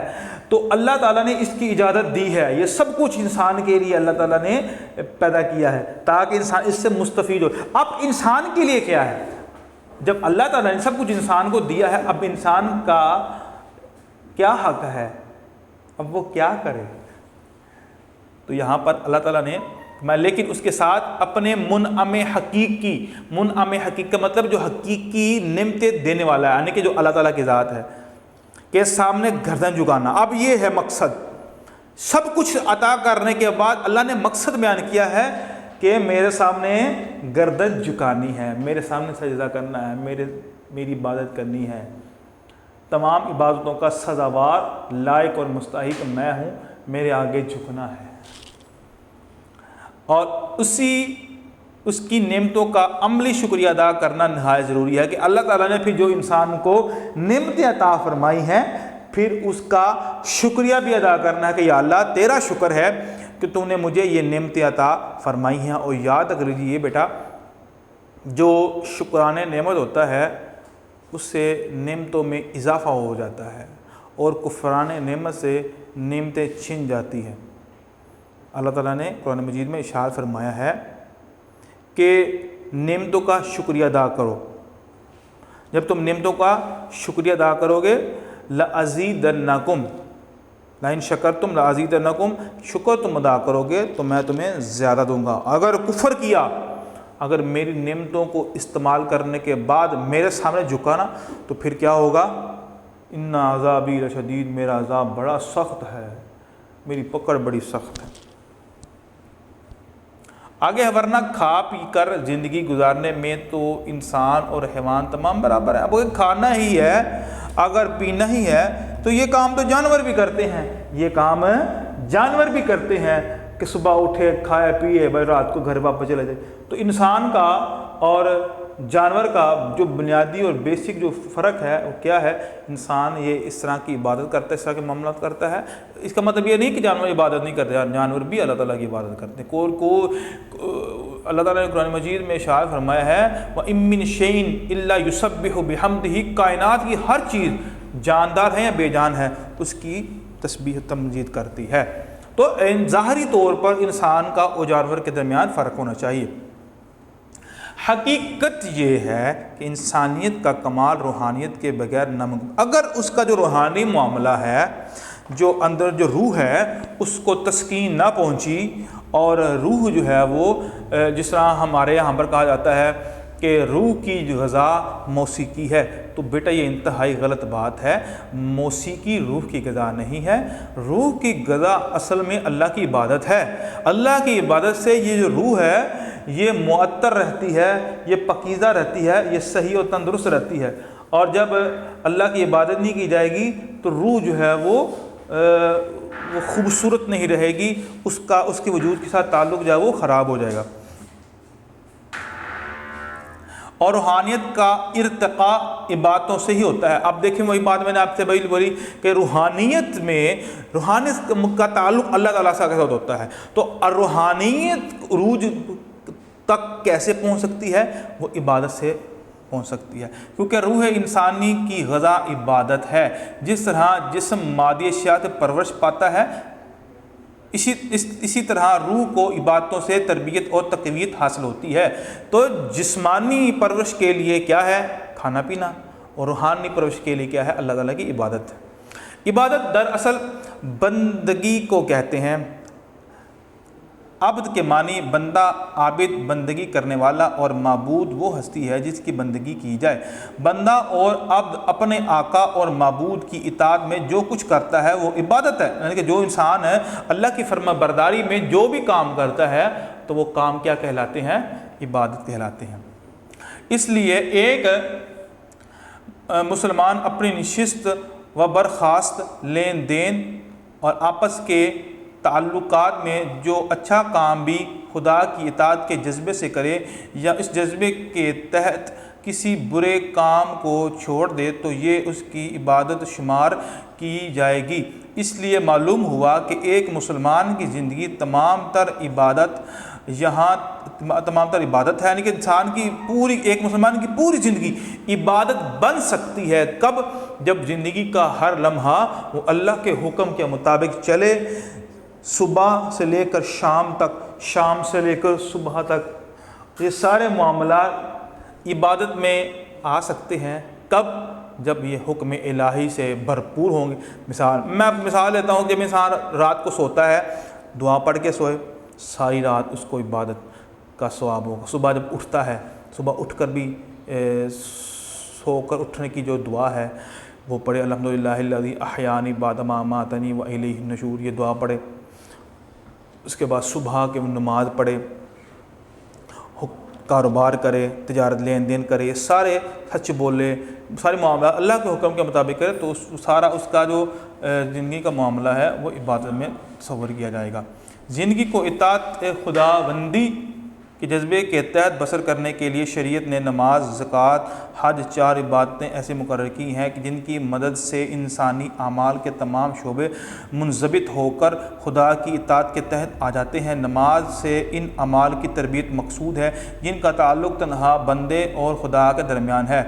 تو یہ اللہ اور بندے کے درمیان کچھ تعلق ہوتے ہیں وہ عبادت سے ہی ہوتے ہیں۔ زکوٰۃ سے ان اعمال کی مشق ہوتی ہے، یعنی یہ مشق کی عبادت ہے پریکٹیکلی طور پر، جس کا تعلق دوسرے انسانوں کے فائدے اور آرام سے ہے۔ روزے سے خدا کی راہ میں جسمانی اور جانی قربانی دیتے، یعنی کہ جب انسان روزہ رکھتا ہے تو انسانوں کا وجود جو ہے وہ بھوک میں ہوتا ہے کہ میں اللہ کی فرما برداری کے لیے آج بھوک برداشت کر رہا ہوں، اور نفس کو مادی خواہشات سے پاک رکھنے کی تربیت حاصل ہوتی ہے۔ حج کے ذریعے جہاں دنیا اسلام کا آپس میں اخوت کا رشتہ قائم کرنا مقصود ہے، وہاں نفس کی اصلاح بھی مطلوب ہے۔ جس طرح جسمانی خواہشات ہوتی ہیں اس طرح روحانی خواہشات بھی ہوتی ہیں جو کہ عبادت سے ہی مطلوب ہوتی ہے۔ آگے ہے اسلامی عبادت کا ایک خصوصیت یہ ہے کہ وہ خالص ایک خدا کے ساتھ مخصوص آتی ہے۔ اب فرق یہ ہے کہ اسلام ہمیں اس چیز کا حکم دیتا ہے عبادت کے اندر کسی کو آپ نے شریک نہیں کرنا ہے، عبادت کے اندر کسی دوسرے کو نہیں لانا ہے۔ فرق یہ ہے، باقی مذاہب کے اندر کیا ہوتا ہے، وہ اللہ کی بھی عبادت کرتے ہیں، ساتھ اوروں کی بھی عبادت کرتے ہیں، اور حالانکہ اللہ تعالیٰ نے ارشاد فرمایا ہے ایاک نعبد و ایاک نستعین، کہ اے اللہ ہم تیری صرف فقط عبادت کرتے ہیں اور فقط تیری خاص ہی تجھ سے ہی مدد مانگتے ہیں، کیونکہ مدد مانگنا بھی بیٹا عبادت ہے۔ مدد مانگنا کیا ہے؟ عبادت ہے۔ تو یہ عبادت بھی اللہ تعالیٰ کی ہی کرنی چاہیے۔ تو اللہ تعالیٰ نے دنیا کے اندر انسان کے اوپر جو بھی احکام نازل فرمائے ہیں ان سب کو ماننا یہ عبادت ہے۔ تو اس کے علاوہ اگر کسی اور کو بھی شریک کر لیا جائے تو اسلام اس کی قطعی اجازت نہیں دیتا ہے۔ ان میں اللہ کے سوا کسی کی پرستش کا ادنا شائبہ بھی نہیں ہوتا، یعنی کہ ہلکی سی بھی کسی کے سامنے کسی کے لیے کوئی کام کرنا اللہ تعالیٰ اس کو بھی برداشت نہیں کرتا۔ حالانکہ ایک شخص نماز پڑھ رہا ہے اور نماز کے اندر اس کے دل میں یہ ریاکاری بھی آ گئی کسی کو دکھلانے کے لیے، عبادت تو وہ اللہ کی کر رہا ہے لیکن اگر دکھلانا مقصود ہو تو وہ عبادت بھی اسلام اس کا کوئی بھی ثواب عطا نہیں کرتا ہے، بلکہ یہ گناہ اس کو شرک خفی قرار دے دیا گیا ہے۔ اس لیے اسلام میں بادشاہ، والدین اور دوسرے، یہ یہاں تک کر لیں، ٹھیک ہے۔ آگے اسلام نے عبادات کے لیے ایسی خارجی شرائط کو نہیں لگائی جس کا اصل عبادت سے کوئی تعلق نہ ہو، اس لیے یہاں نہ مسجدوں میں اگر بتی جلانے کی ضرورت ہے، نہ عبادت کے وقت تصویروں کو سامنے رکھنے اور نہ کسی خاص رنگ یا خاص قسم کا لباس پہننے کی پابندی ہے۔ اسلام میں دوسرے مذاہب کی طرح مذہبی پیشواؤں کو خدا اور بندے کے درمیان واسطہ نہیں بنایا گیا ہے۔ پہلے کیا ہوتا تھا، آج بھی مذاہب کے اندر کچھ یہ ہوتا ہے کہ لوگ اپنی خواہشات کو لے کر وہ پادری جو ہوتا ہے یا جو بھی پنڈت ہوتا ہے اس کے پاس آ جاتے ہیں، اور پھر پنڈت جو پادری ہوتے ہیں وہ کہتے ہیں ہمارے اللہ کے ساتھ تعلق بڑے مضبوط ہیں، لہٰذا تم اب ہماری سامنے اپنی رکھو، ہم اس کے سامنے تمہاری رکھیں گے، بڑی جلدی قبول ہو جائے گی۔ تو اسلام نے اس چیز کو جائز نہیں قرار دیا گیا، فرمایا ہے جس کو بھی طلب ہے، جس نے بھی مانگنا ہے وہ اللہ سے ڈائریکٹ مانگے۔ وَنَحْنُ أَقْرَبُ إِلَيْهِ مِنْ حَبْلِ الْوَرِيدِ، اللہ فرماتے ہیں ہم تو شارک سے بھی زیادہ قریب ہیں، تو جو اتنا قریب ہو تو اس کے لیے وسیلہ، اسے کے لیے واسطہ یہ جائز نہیں ہے۔ تو عبادت میں مصروف ہو سکتا ہے، تو ہر شخص براہ راست اپنے خدا کی عبادات میں مصروف ہو سکتا ہے۔ عبادتیں ہر جگہ، ہر پاک جگہ پر ادا ہو سکتی ہے۔ تو اسلام کے اندر یہ بھی اللہ تعالیٰ نے ایک امتیازی چیز رکھی ہوئی ہے کہ اللہ تعالیٰ نے اس روئے زمین، تمام زمین کو مسجد بنا دیا ہے کہ کہیں پر بھی تم عبادت کر سکو۔ اب یہ جو عیسائی ہیں یہ کہاں عبادت کرتے ہیں؟ یہ اپنے چرچ کے اندر عبادت کرتے ہیں۔ سکھ جو ہیں وہ اپنے گردوارے کے اندر عبادت کرتے ہیں۔ ہندو جو ہیں وہ اپنے مندروں کے اندر عبادت کرتے ہیں۔ یہودی ہیں وہ اپنی معبد خانوں کے اندر عبادت کرتے ہیں، اور مسلمان جو ہے وہ فقط مسجدوں میں عبادت نہیں کرتا، اس کو جہاں بھی جگہ ملتی ہے، پاک اور صاف جگہ ملتی ہے، وہ وہاں اللہ تعالیٰ کی عبادت کرتا ہے۔ اور نبی صلی اللہ علیہ وسلم کا فرمان ذیشان بھی ہے، نبی علیہ السلام نے فرمایا جعلت لی الارض کلھا مسجد، آپ نے فرمایا کہ اللہ تعالیٰ نے مجھ پر ایک خاص فضل اور کرم بنایا ہے کہ میرے لیے تمام زمین، تمام جگہ مسجد بنا دیا ہے۔ ہاں کچھ چیزیں ایسی ہیں جہاں پر جگہیں ایسی ہیں جہاں ہم عبادت نہیں کر سکتے، جس طرح اونٹوں کا باڑہ ہے، واش روم ہے، یا وہ ایسا رستہ ہے جہاں سے لوگ گزرتے ہیں، تو ان جگہوں پر عبادت کرنا منع ہے۔ اس کے علاوہ جو بھی پاک و صاف جگہ ملتی ہے آپ وہاں پر اللہ کی عبادت کر سکتے ہیں، نماز ادا کر سکتے ہیں۔ اگر آپ اکیلے ہیں، نماز کا وقت آ چکا ہے، تو آپ وہاں پر عبادت جو ہے وہ کر سکتے ہیں۔ تو یہ بیٹا یہاں تک آپ نے یہ والا پوائنٹ یاد کرنا ہے، اسلامی عبادات کی جو خصوصیات ہیں یہ آپ یہاں تک بھی یاد کر سکتے ہیں۔ آگے بھی کچھ اہم پوائنٹ ہیں، ان کو بھی پڑھ لیں۔ یہاں سے ہم شروع کرتے ہیں۔ اسلامی عبادات ایسی چیزیں نہیں ہیں، اسلامی عبادات ایسی چیزیں نہیں ہیں جو انسان کا ربط صرف اللہ سے قائم کرے، اسے بنی نوع انسان سے متنفر کر دے۔ یعنی کہ اسلام کے اندر جو عبادت ہے وہ اللہ کی عبادت ہے، اللہ کی عبادت کرتے ہوئے انسان لوگوں سے متنفر ہو جائے، اسلام اس چیز کا بھی ہمیں حکم نہیں دیتا ہے۔ نماز، روزہ، زکوٰۃ اور حج، یہ سب کی سب انسان کو ایک ایسی زندگی کی طرف تیزی سے لے جاتی ہے جو فضائل اور اخلاق حسنہ سے آراستہ ہو۔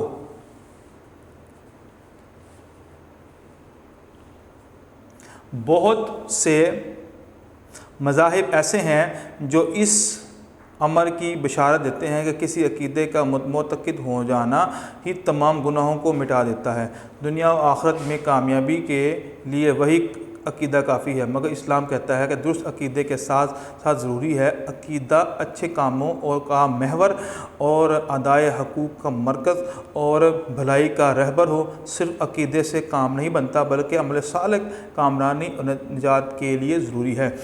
باقی جو مذاہب ہیں ان میں کیا ہوتا ہے جی آپ یہ کام کر لیں تو آپ جنتی ہیں، آپ پکے، آپ نے فلاں جگہ پر جا کر ماتھا ٹیک لیا تو آپ تو پار ہو گئے، آپ نے یہ منت پوری کر لی آپ تو جو ہے جنت کے مالک بن جاؤ گے، ٹھیک ہے۔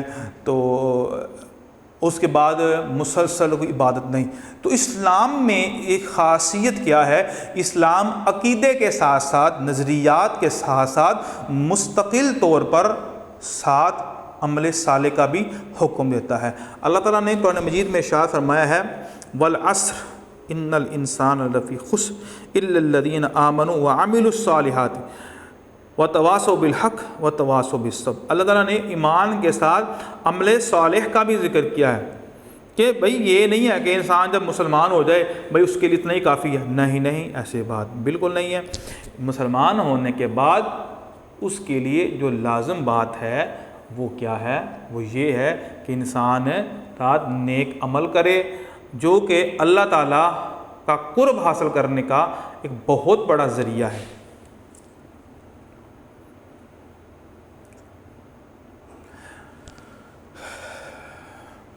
آگے ہے مگر اسلام کہتا ہے کہ درست عقیدے کے ساتھ ساتھ ضروری ہے کہ عقیدہ اچھے کاموں کا محور ہو، ٹھیک ہے، اور ادائے حقوق کا مرکز اور بھلائی کا رہبر ہو، یعنی کہ بھلائی بھی دکھلاتا ہو۔ صرف عقیدے سے کام نہیں بنتا بلکہ عمل صالح کامرانی اور نجات کے لیے ضروری ہے۔ آگے ہے اسلامی عبادات کا یہ کمال ہے کہ وہ انسانوں کو حیوانیت سے نکال کر زیور انسانیت سے آراستہ کر دیں، یعنی کہ انسان کی جو خوبصورتی ہے، انسان کی جو پہچان ہے اس سے اس کو آراستہ کرواتی ہے۔ اسلامی عبادات کا مقصد جہاں اللہ کی عبادت و اطاعت ہے وہاں تزکیہ نفس بھی ہے، انسان کا وجود پاک ہو، انسان کے قلب و اطہر اور جو انسان کا جو دل ہے جس میں شرک جیسی گندے افکار آ جاتے ہیں اس کی پاکیزگی ہے. یہ بھی مراد یہ نہیں ہے کہ انسان ساتھ عبادت بھی کرتا ہو، ساتھ اوروں کو بھی ساتھ شریک کرتا ہو. اگر انسان اسلامی عبادات کو اسلام کی ہدایت کی روشنی میں ادا کرے تو جہاں وہ ایک مومن کامل بنتا ہے وہاں ایک مثالی انسان بھی بن کر نکلتا ہے جس پر معاشرہ فخر کر سکتا ہے. تو یہ اسلامی جب انسان عبادت کرتا ہے پھر اس کے اندر کیا انقلابات آتے ہیں، پھر اس کے اندر کیا اس میں کیا امتیازی حیثیت آتی ہے. تو یہ ہے آج کا ہمارا سبق کہ اسلامی عبادات کی جو خصوصیات ہیں اور اس کی امتیازات، لیکن جو باقی شریعتوں کے اندر نہیں ہے اس شریعت کے اندر ہے، باقی مذاہب کے اندر نہیں ہے، وہ اس مذہب کے اندر ہے کہ انسان جب عبادت کرتا ہے اس کے اندر کیا کیا چیزیں آتی ہیں. تو یہ بیٹا آپ نے اچھی طرح یاد کرنا ہے. آگے ہم بیٹا پڑھیں گے حصہ گرامر 10th کلاس کی حصہ گرامر پڑھیں گے. پہلے ہم اس کو مرکب کے بارے میں سمجھیں گے کہ مرکب کیا ہوتا ہے.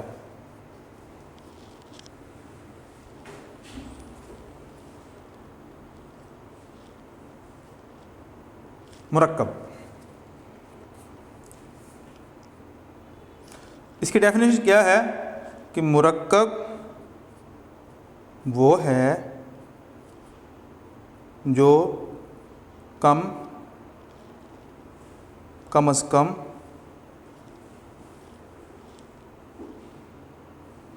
دو کلموں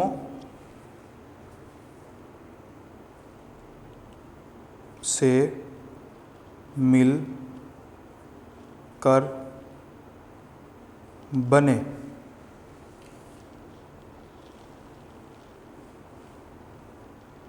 جیسے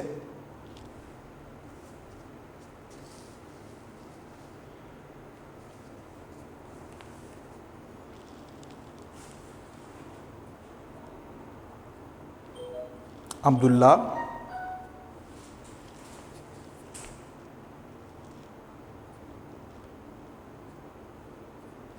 ولد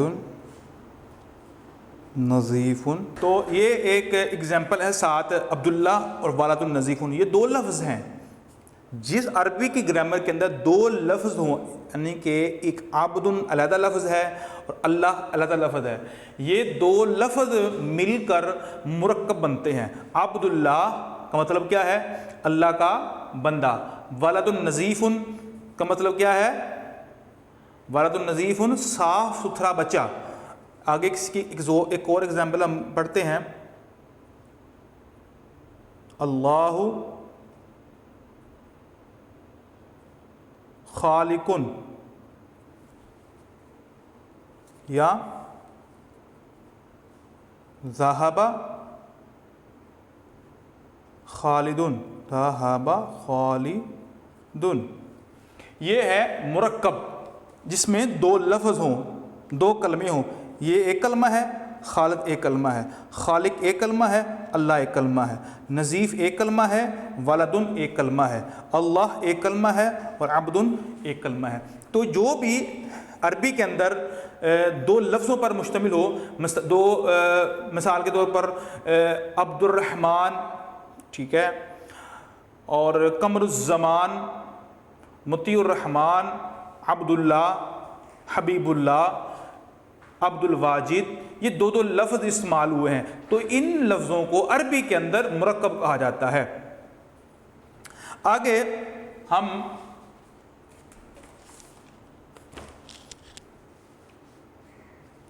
مرکب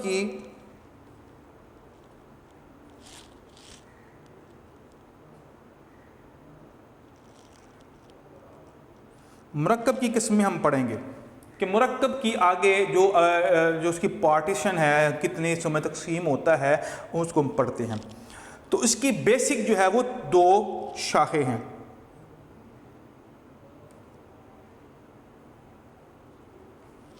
نمبر 1 مرکب ناقص، دوسرا ہے مرکب تام. ٹھیک ہے، مرکب ناقص اور مرکب تام، معنی کہ کچھ مرکب ایسے ہوتے ہیں جن کے اندر معنی مکمل ہو جاتا ہے، کچھ مرکبات ایسے ہوتے ہیں جو نامکمل ہوتے ہیں. اس کو میں ساتھ لکھ کے آپ سمجھاتا ہوں. پہلے ہم پڑھتے ہیں مرکب ناقص کو.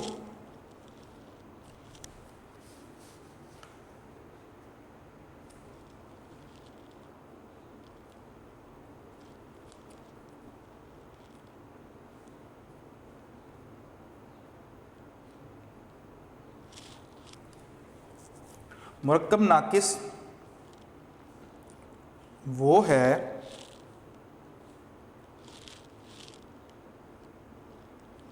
جس سے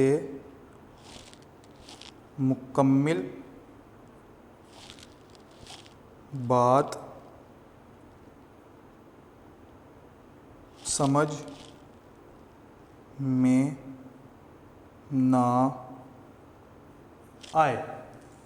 یعنی کہ ایسا مرکب ہے جس سے معنی جو ہے وہ مکمل واضح نہ ہو، پورا جملہ سمجھ نہ آئے. جیسے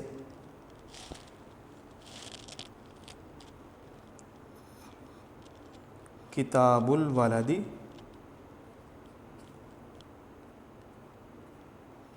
والدی. اس کا ترجمہ کیا ہے؟ بچے کی کتاب. اب اس کو ہم مرکب ناقص کیسے کہہ سکتے ہیں؟ مرکب ناقص اس کو اس لیے کہیں گے کہ اب اس کے بارے میں وضاحت کوئی نہیں ہے کہ بھئی کتاب الولد، بچے کی کتاب کہاں ہے، کس نے پکڑی ہے، کس کے پاس ہے، وہ اس کا سبجیکٹ کون سا ہے. تو لہذا یہ نامکمل ہے، یہ کمپلیٹ نہیں ہے. اس کی اگر ہم ایک اور اگزامپل پڑھیں، بستان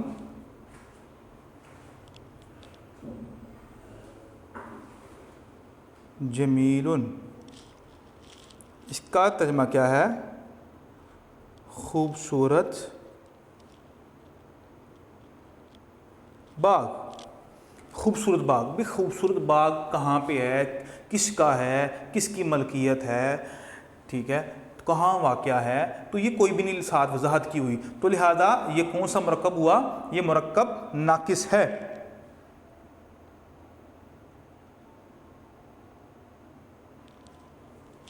آگے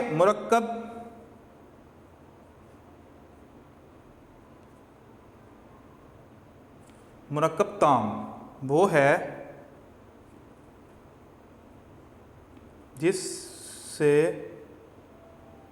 مکمل بات سمجھ میں آ جائے.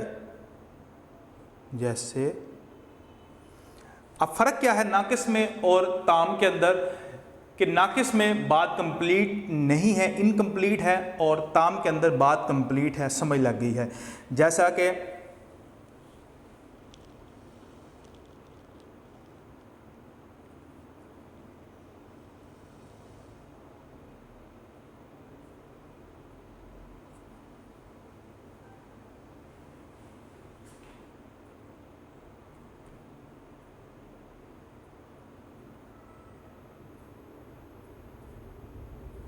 محمد الرسول اللہ، ٹھیک ہے، محمد اللہ کے رسول، یہ بھی مرکب ہے.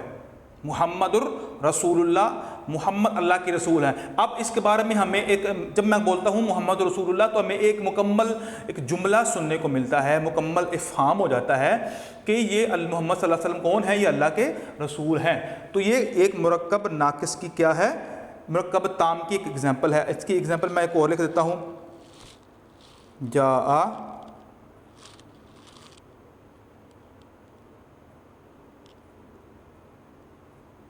تارکن، تارکن، تارک آ گیا.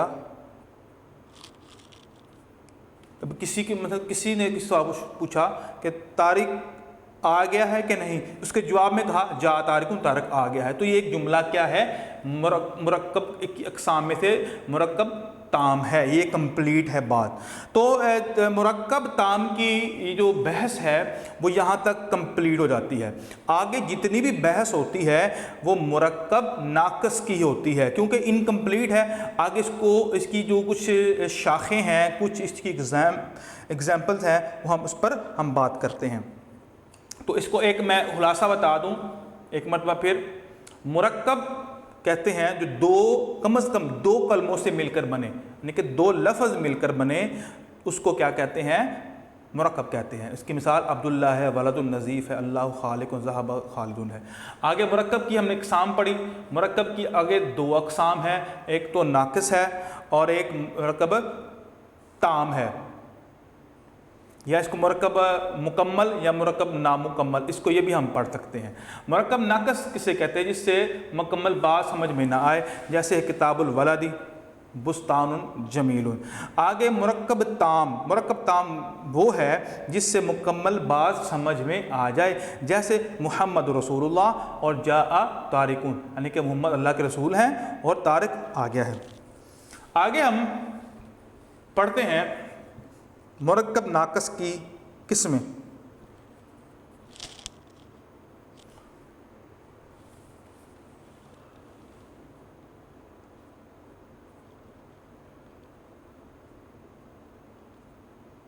مرکب ناقص کی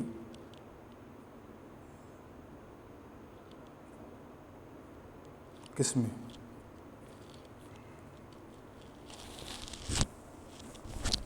ویسے تو مرکب ناقص کی بہت سی قسمیں ہیں، لیکن اس سبجیکٹ کے اندر آپ کا جو 10th کلاس کی اسلامیات اختیاری میں جو سلیبس ہے سیکنڈ ٹرم کا، اس میں جو مرکب کی جو اقسام ہیں وہ دو ہی بیان کی گئے ہیں، تو لہذا ہم تو دو ہی پڑھیں گے۔ ویسے تو مرکب امتزاجی، مرکب معنی صرف، مرکب توصیفی، ٹھیک ہے، اور مرکب جاری، یہ بڑی زیادہ کی اقسام ہیں، لیکن ہم دو ہی اقسام کو آج پڑھیں گے اور سیکھیں گے۔ پہلی ہے مرکب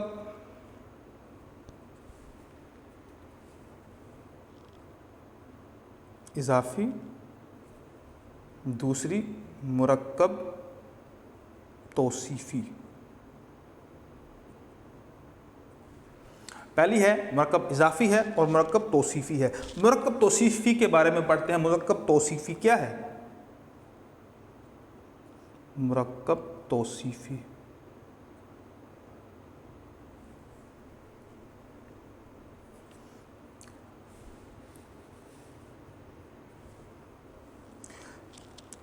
وہ مرکب ناقص جو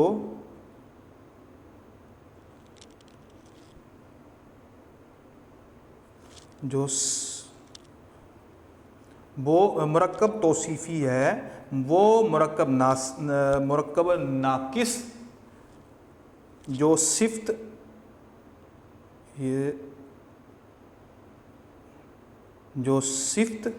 صاد ہے، یہ فا ہے، جو صفت اور موصوف سے مل کر بنے مرکب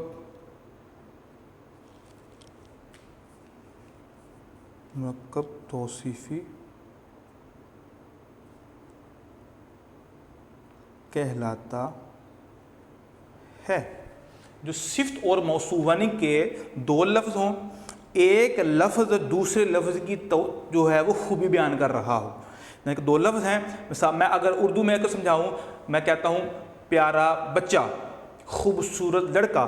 اب خوبصورت لڑکے میں کون سی ایسی چیز ہے اس دو لفظوں میں جو ایک کی دوسرے کی جو ہے وہ خوبی بیان کر رہی ہے؟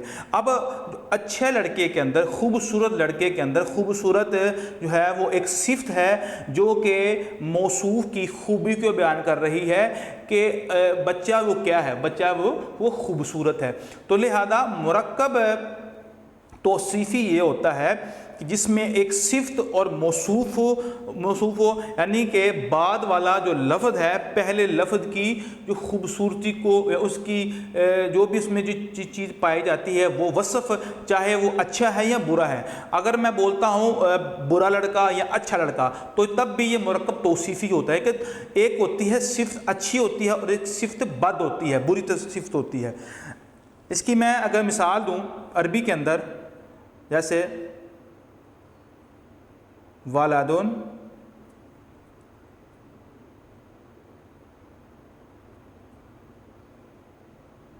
نظیفن، والدن نظیفن، نظیف، والدن نظیفن، ایک صاف ستھرا بچہ.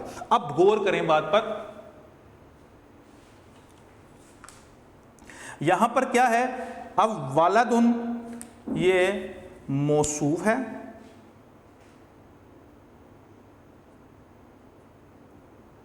اور نظیفن یہ صفت ہے،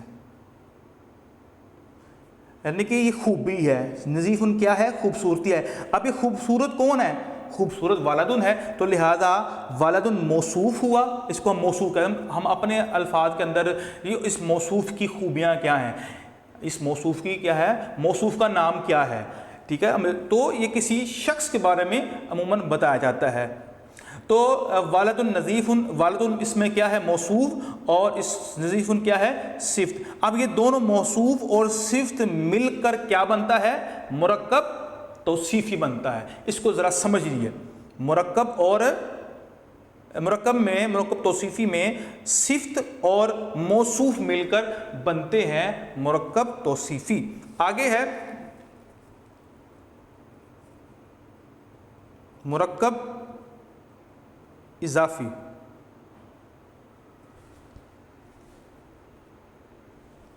مرکب اضافی وہ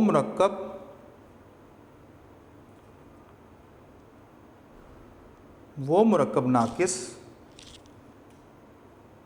جو مضاف اور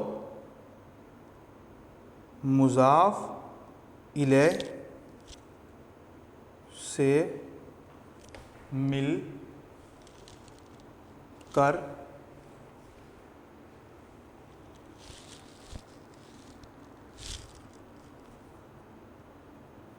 بنے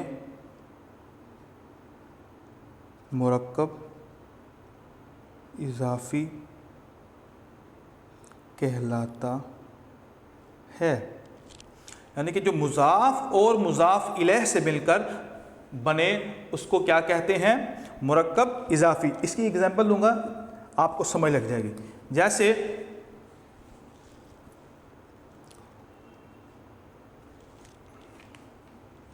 عبداللہ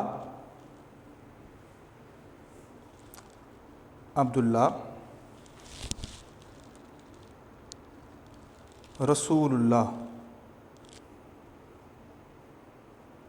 اب دیکھیں اس میں عبد کیا ہے؟ یہ مضاف ہے، اور اللہ کیا ہے؟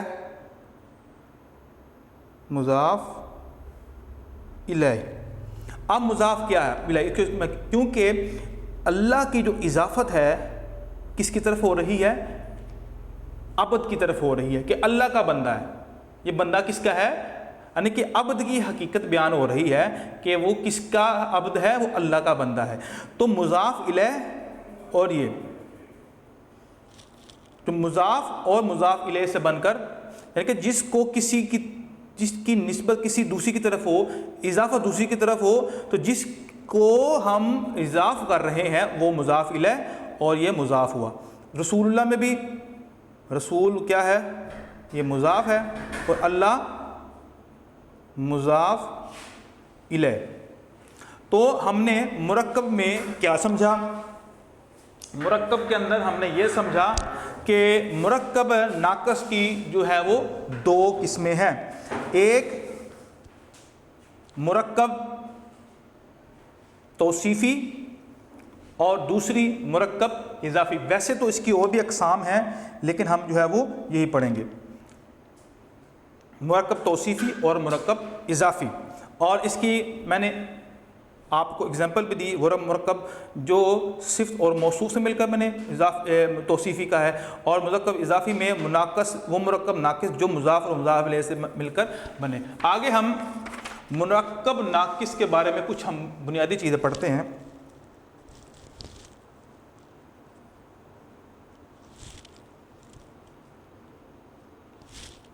مرکب تام کے بارے میں ہم پڑھتے ہیں۔ مرکب تام کا مطلب ہم اس کو جملہ بھی کہہ سکتے ہیں کہ قسمیں، اس کی دو قسمیں ہیں،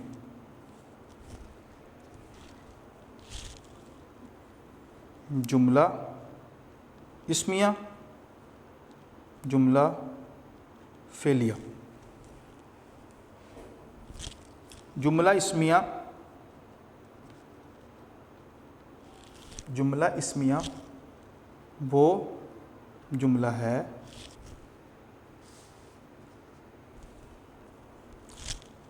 جس کا پہلا جز اسم ہو، جیسے اللہ غفور، ٹھیک ہے۔ اب اللہ کیا ہے؟ اللہ ایک نام ہے، ٹھیک ہے، اللہ ایک نام ہے، تو جملہ اسمیہ ایسا جملہ ہوتا ہے کہ جس کا پہلا جو جز، پہلا جو لفظ ہے وہ اسم ہو۔ اور جملہ فعلیہ کیا ہوتا ہے؟ جملہ فعلیہ وہ جملہ جس کا پہلا جز فعل ہو، جیسے ذہب زید، ذہب زید۔ اب ذہب فعل ہے، اللہ تو ایک نام ہے نا، اللہ تعالیٰ کا ایک نام ہے، اللہ تعالیٰ کا ایک ذاتی نام ہے اللہ، اس کو ہم اسم پڑھیں گے۔ تو ذہب یہ فعل ہے، ذہب کا مطلب ہوتا ہے وہ گیا، ٹھیک ہے، جانا، اس میں کوئی ایکٹ ہو رہا ہے، ورب اس کو ہم انگلش میں پڑھتے ہیں، تو یہ ورب ہے، تو یہ ناؤن ہے اور یہ ورب ہے۔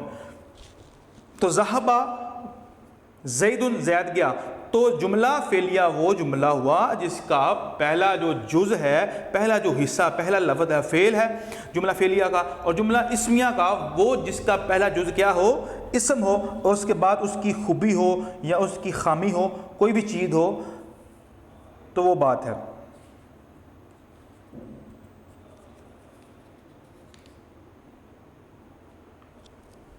تو یہ اس کی جو بک کے اندر تھوڑا سی زیادہ وضاحت تھی، لیکن میں نے آپ کو اختصار کے ساتھ اس کو سمجھا دیا ہے، بالکل شارٹ ورڈز کے اندر میں نے آپ کو سمجھا دیا ہے۔ آگے ہم پڑھتے ہیں فعل لازم۔ فعل لازم یا فعل متعدی۔ اب جملہ اسمیہ کی تو بات ختم ہوئی، اب آگے جو قسم ہے نا، یہ جملہ فعلیہ کی دو قسمیں ہیں، جملہ فعلیہ کی دو قسمیں ہیں، ایک فعل لازم ہے، ایک فعل متعدی ہے۔ فعل لازم وہ فعل لازم وہ فعل ہے جس کو مفعول بہ کی ضرورت نہ ہو،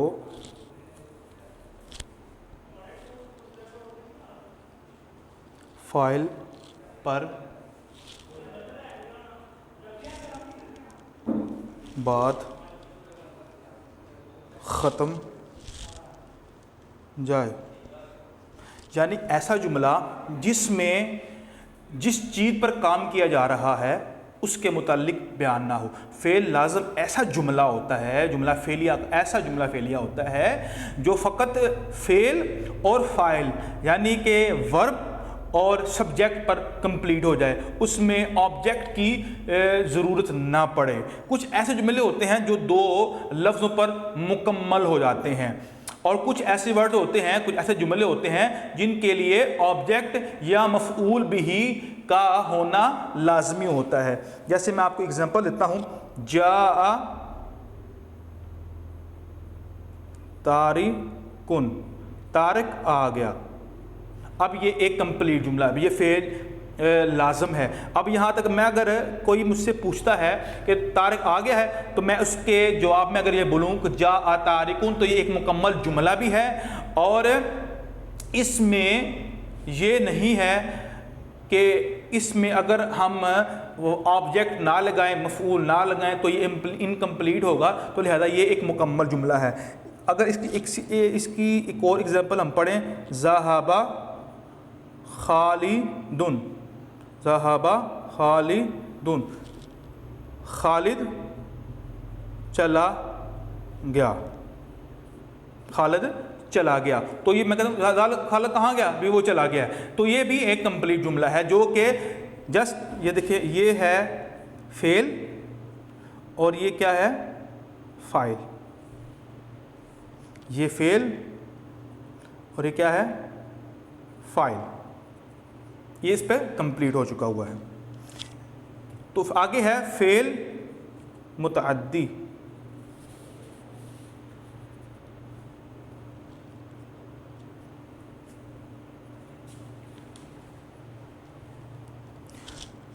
فعل متعدی